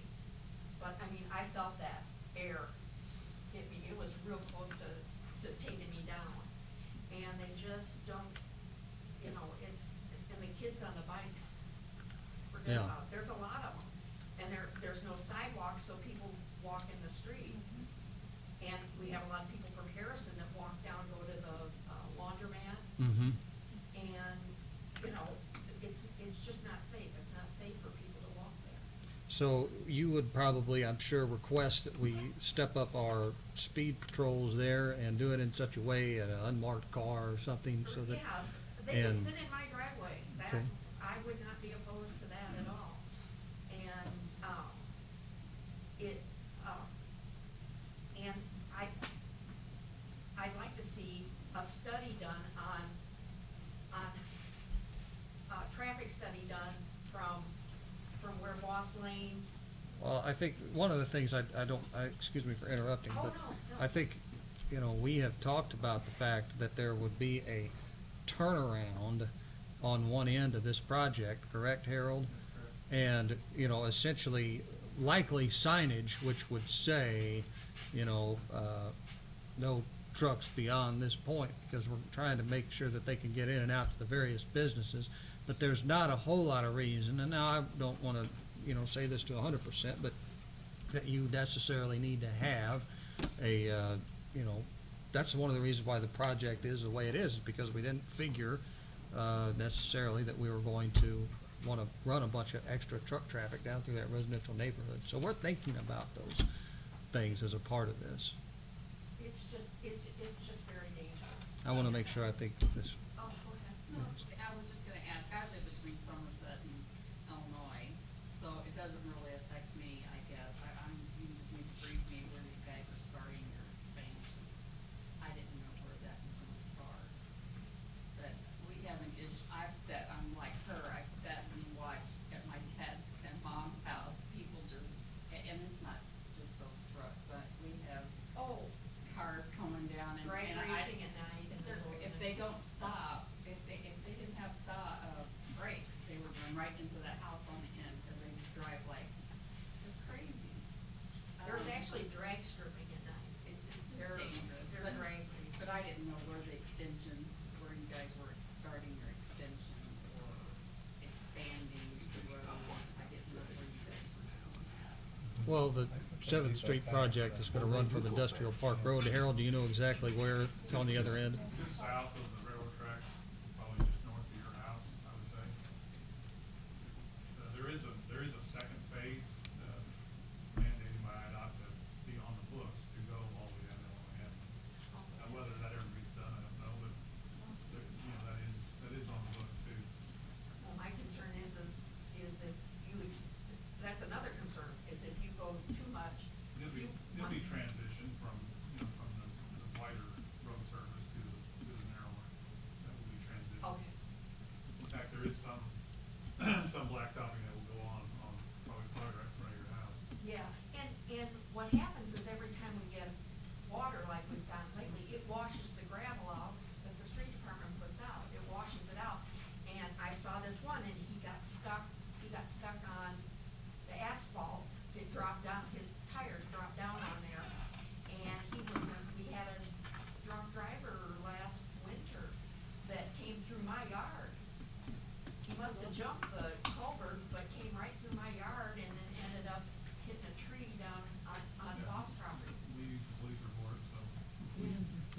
All right, do we have other public comment regarding the Seventh Street project at this time?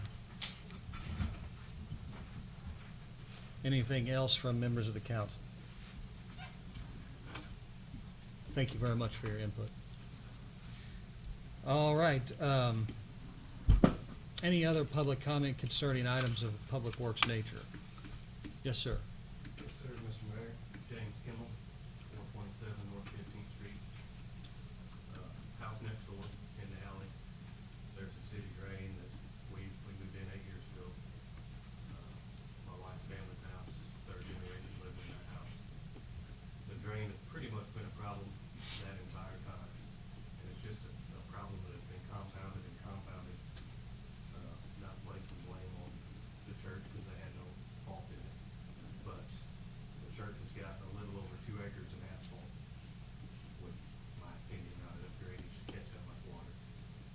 The drain that I'm speaking of is about a foot below grade, so it picks up every piece of trash and sets it right on top of the drain.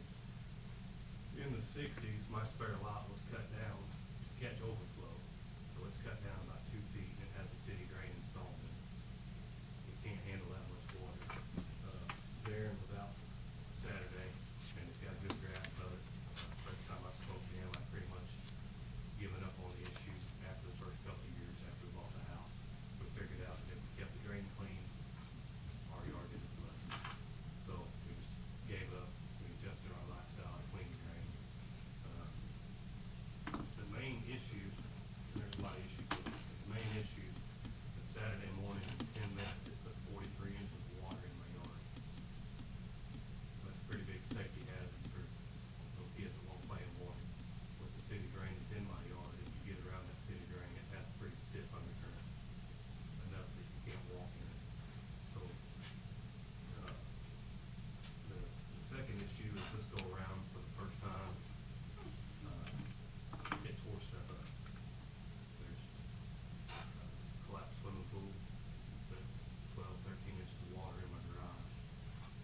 A lot of stuff in the garage. So what I'm asking for is help to rectify the situation as quickly as possible. Darren, I discussed this with you briefly on Saturday when I called because of the nature of the rain that had came down, and Darren had said that he had been out to speak with you. And what can we do first? Because the drain, I agree, is collecting a lot of waste from the surrounding area. Any suggestions, Darren, on how we could address that issue and still make that drain effective? Well, I'm gonna use James's advice. I mean, he lives there, he's seen it. He thinks by raising it up, we're gonna raise it up to grade, we're gonna make it a little bit bigger. Hopefully it can catch more water. And I told him we'll start with that, and if that doesn't work for him, then we'll move on and we'll figure out something that will work. I hate he's had the problem. I know that things like that would have been neglected for years. And whenever I find out about them, I try to get them rectified as quickly as I can. So locate's been done on it, and as long as the weather holds out, we're gonna start working on something in the morning. You know, it's interesting because that was one of the drains that I'd noticed early on, I don't know, maybe a couple of years ago. And I don't know if you guys were living there at the time or not, but I had actually cleaned out that drain once myself, just because it was heavy rain and I'd driving around and noticed it. The best that I can do, you know, the initial step that we always have to take is we have to, you know, we're gonna need you to gather, you know, the photos and whatnot that you have and a inventory of essentially what was damaged. Bring that to me or to Sandra at City Hall, and then let us turn that into our insurance agent. Let them consider the matter, whether it's a thumbs up or a thumbs down, and then ultimately that comes back onto the council. If the insurance company says that you know, this is not something that they're going to be willing to cover, then we can make a decision here at the council level about what we can do to try to help you with your situation.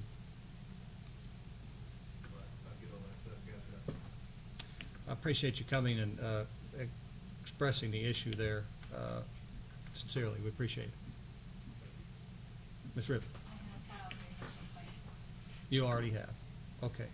Well, thank you very much. So we've already covered that hurdle. Mr. Bratton? While we're behind Mr. Kimball's house, and I know he's had problems there for the last 6 or 7 years, because his dad and I are pretty good friends, and he hasn't had my cell phone, which is fine. But I drove down the alley Saturday and met with him. You can't get a pickup truck down that alley without just scratching the dog out of it, because the people that live there, they don't trim their trees, they don't weed or do anything else. I mean, there's trash all up and down that, all in that, what side that be? It'd be on the west side of the alley. It is a mess. So, I was out of town today, but I was gonna try to get in, Eric, to, maybe have your assistant go down there and see what can be done with that, because that needs to be cleaned up. And with all the asphalt there, I mean, that water, it comes off with vengeance. So, if you could, I'd appreciate it if you could go down there and take a look at that, because something needs to be done about it. Any other questions, comments from the council? I have one. Ms. Campos? Now that we are on streets issues, I don't know if they didn't have had the chance to address the curve of coming off 14th Street and Keel Drive? Keo Drive, that, well, right now there is school break, so there is not an urgency, but there is no way that a bus can go and turn that curve and a car. It is just one vehicle, and the gravel is spreading and it's flooded, and it is kind of messy. So I have a complaint, a couple of those actually about that. But if you can assess that situation, we'll be really I appreciative. had actually taken care of that before. I went through, we added some more gravel. Okay. We even put cones in the guy's garden and people just run it over. Short of me standing there and telling them to stop, I don't know how else to keep them from. So should we maybe make that street one-way street instead of a two-way? I don't know, that'd probably raise as many issues with the neighbors as the curb being run over. People on the other end of the street. Yeah. You know, I think this is another, all night long, we have talked about infrastructure issues in the city of Oh, yeah. Murfreesboro.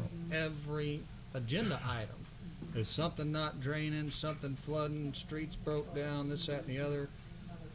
At some point, we're gonna have to consider before this council a way to tangibly fund a capital plan for this city over the course of the next 5 to 10 years. And, you know, because it hadn't been done in I don't know how many. And Yeah. so, I think, you know, folks ought to get ready to consider how we can, you know, come up with some revenue to make that happen, because the residents of this town, come to us year after year with these same things, and we always say, well, we ain't got any money to do it. Well, you know, it's this and everything else. I'll stop on that. Mr. Irvis. Well, since we're on it, I was gonna do it in my comments, but a couple of neighbors have told, and you probably know about it, because there's cones, the middle school, Edith and 22nd. We're working our way that way. Yeah, okay. Currently, we rebuild at least one interface in a week. Yeah. And it takes 2 guys nearly the whole week to Is get that from the school buses hitting it, or? Yeah, I'm sure. You short You people? understand, I've got 5 guys that work in my department. Most of Well, I know them- you're on Spruce, today, because that was another Takes a one. while to get in. Right, right, yeah. All right, any other comment, public or otherwise, on public works items? All right, hearing none, we'll come out of that and go to public safety, chaired by Mr. Russell Brown. Russell? No old business on public safety. New business. Ordinance to have license to concealed carry as an exception to the ordinance of carrying a concealed weapon. Want to speak to that, chief? one thing we have been trying to do is go through the ordinances, and this is one that came up, is that our ordinance forbids any concealed carry within the city. But of course, we have state CCW now, so we needed to amend our ordinance to allow for what CCW. All right, makes sense to me. Entertain a motion to adopt the amended ordinance language. So moved. Second. A motion and a second. All in favor signify by saying aye. Aye. Opposed? Motion carries. Any public comment?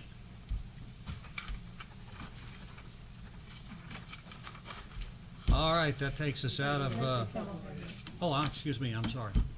Mayor, while I'm here, this is becoming more and more of an issue. Across the street from the front of the house is the old Logan Pool. Is there any way we can ask them to block that completely off? The old what? Logan's Pool. That is Logan Then that Drive. goes. Yes. That has become, in the last year, it has really amplified to become a attractive nuisance, wide open, late night especially. Just I assume what you're talking about is what seems to be people meeting up for exchanges of whatever and things of that nature. Okay. Eric, I mean, in terms of the Logan School, there is a fence up around a portion of that property, but especially what would it be on the southwest corner? I know that it's wide open there.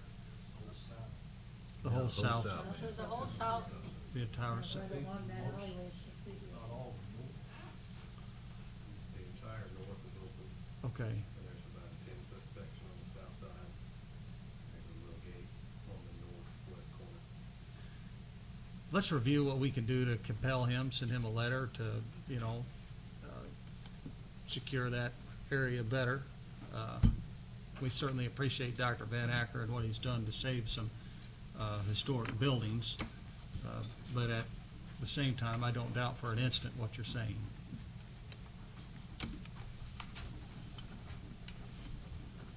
Anything further? All right, we'll come out of public safety. That goes to personnel and Ms. Barbara Hughes. We don't have any old business that is on here, on new business, thankfully, yes. I have one question, and maybe Sandra can address it. It's old business, but, and it may not fall under this. A couple years ago, when I was on council, Vicki Audrey asked, and we all approved it, that they hire somebody from SIU to look for grant money that's out there, and we paid her. What was the outcome of that? Did she ever do anything? No. And we paid her the money? She took the money and ran. I was asked about it, and of course I hadn't heard, so. I was just curious. I mean, We haven't heard it's in the anything from past. her. I believe she got some information to the mayor, but it was like grants that were expiring quickly. Or had expired already. I knew it wasn't a big amount, but I didn't know what the outcome was. So. Okay, that's all I have. Sure. Thanks, Mike. I don't have any old business or new business, really. Is there any public comment on personnel? Okay, we'll come out of personnel, takes us to the mayor's report. I want to thank Sue Lynn Johnson and Jamie Green for painting the planters downtown on Walnut Street. You may, when you're driving down Walnut Street, take an extra look at the black containers that the plants are in. They look very good.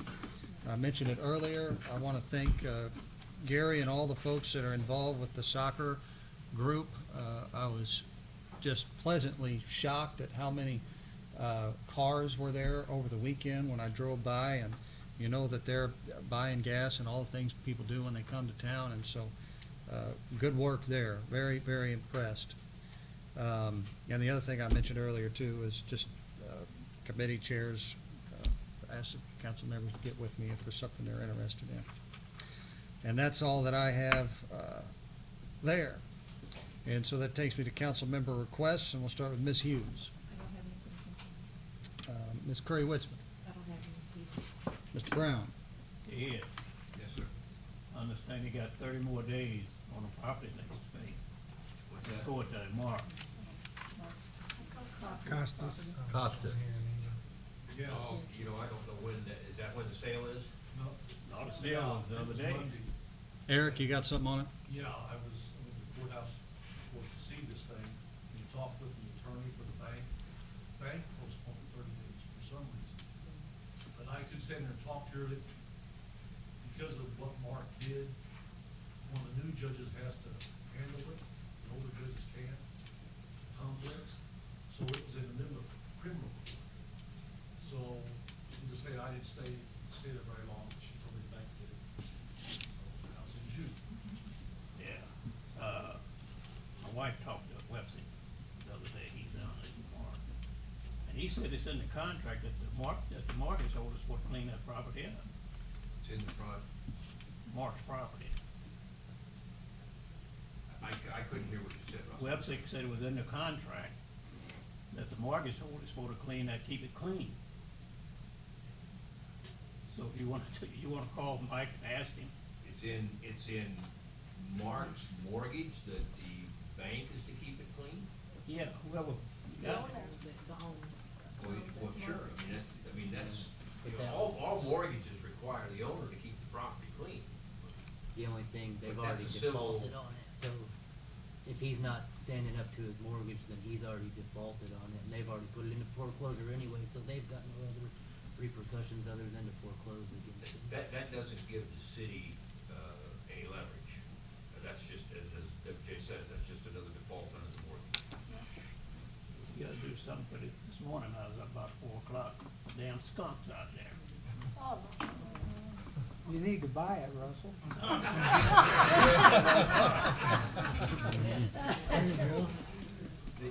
You know, I mean, It is. that is, I was shocked when I read that statute for the last meeting, I reported to you the last meeting about that. I had no idea that little kink was in that statute. And,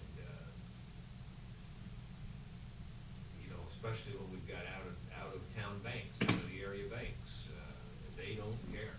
And we're not gonna sue a bank in Vermont and get anywhere with it.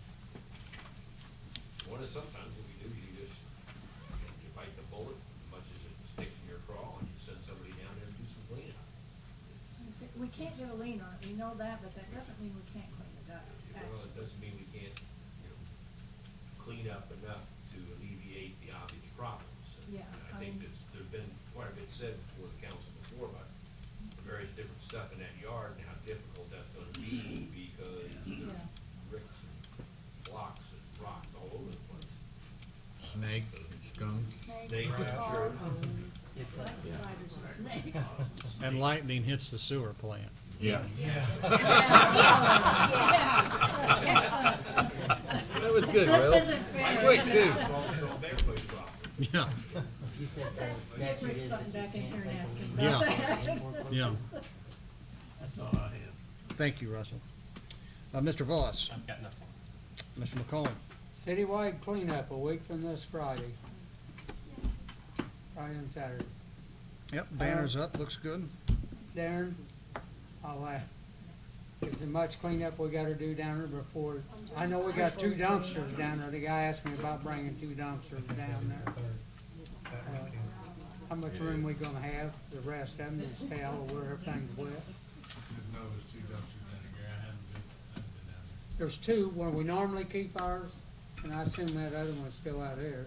I never looked. Yeah. There's 2 sitting there. I don't know if he's got them far enough apart yet, but I guess we can run them down like we did last year, long ways. We're still gonna have to watch where they drive because it's so wet down there.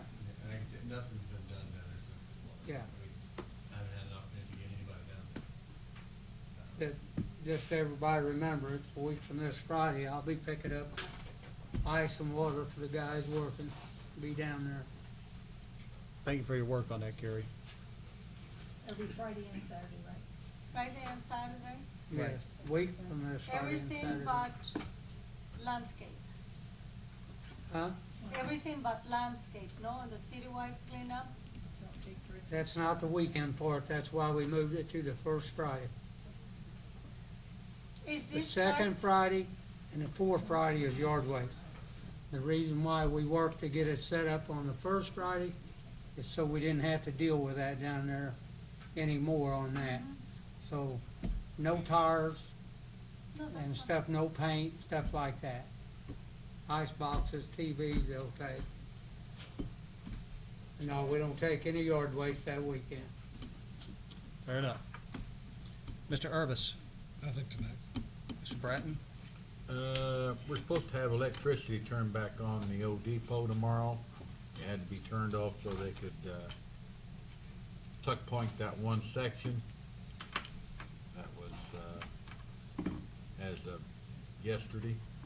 Anyway, the power's supposed to go back on there so that he can go ahead and start cutting wood and put in to start filling the, windows in and stuff. Supposedly. Mr. Bastian? I have nothing. Ms. Campos? I just wanna welcome, I missed you guys last time, but I really welcome back home. Welcome. We're happy to have you. Mr. Pittman? I do have something, I was contacted today by Ronnie Stanton from the Masonic Lodge and also the Sheriff's Department. Masonic Home and another group are holding an event on June 10th at the old Masonic, Kids Home down on Dewey Street and 21st Street. It's gonna be carnival games. They'll also have some doctors there that will be providing some sort of free, not a full physical, but blood pressure checks and some other stuff. And they were he didn't get a chance to get it in on the agenda, but they were wanting to request a road closure for that event. Dewey Street from 20th to 21st and 21st Street from Dewey to Clark from 1 o'clock till From Dewey to what? Dewey to, I'm sorry, Dewey to Clay. Okay, I was Yeah, no, Clark. Dewey to Clay Street. That's really scary. From noon to 8. That was a long From noon ways, to wasn't 12 it? to 8. From 12 noon until 8 p.m.? They're having music, I think Murphy 500 is playing. Most of their stuff will be going on in the valley below. Okay. But for safety purposes, they want to go closed.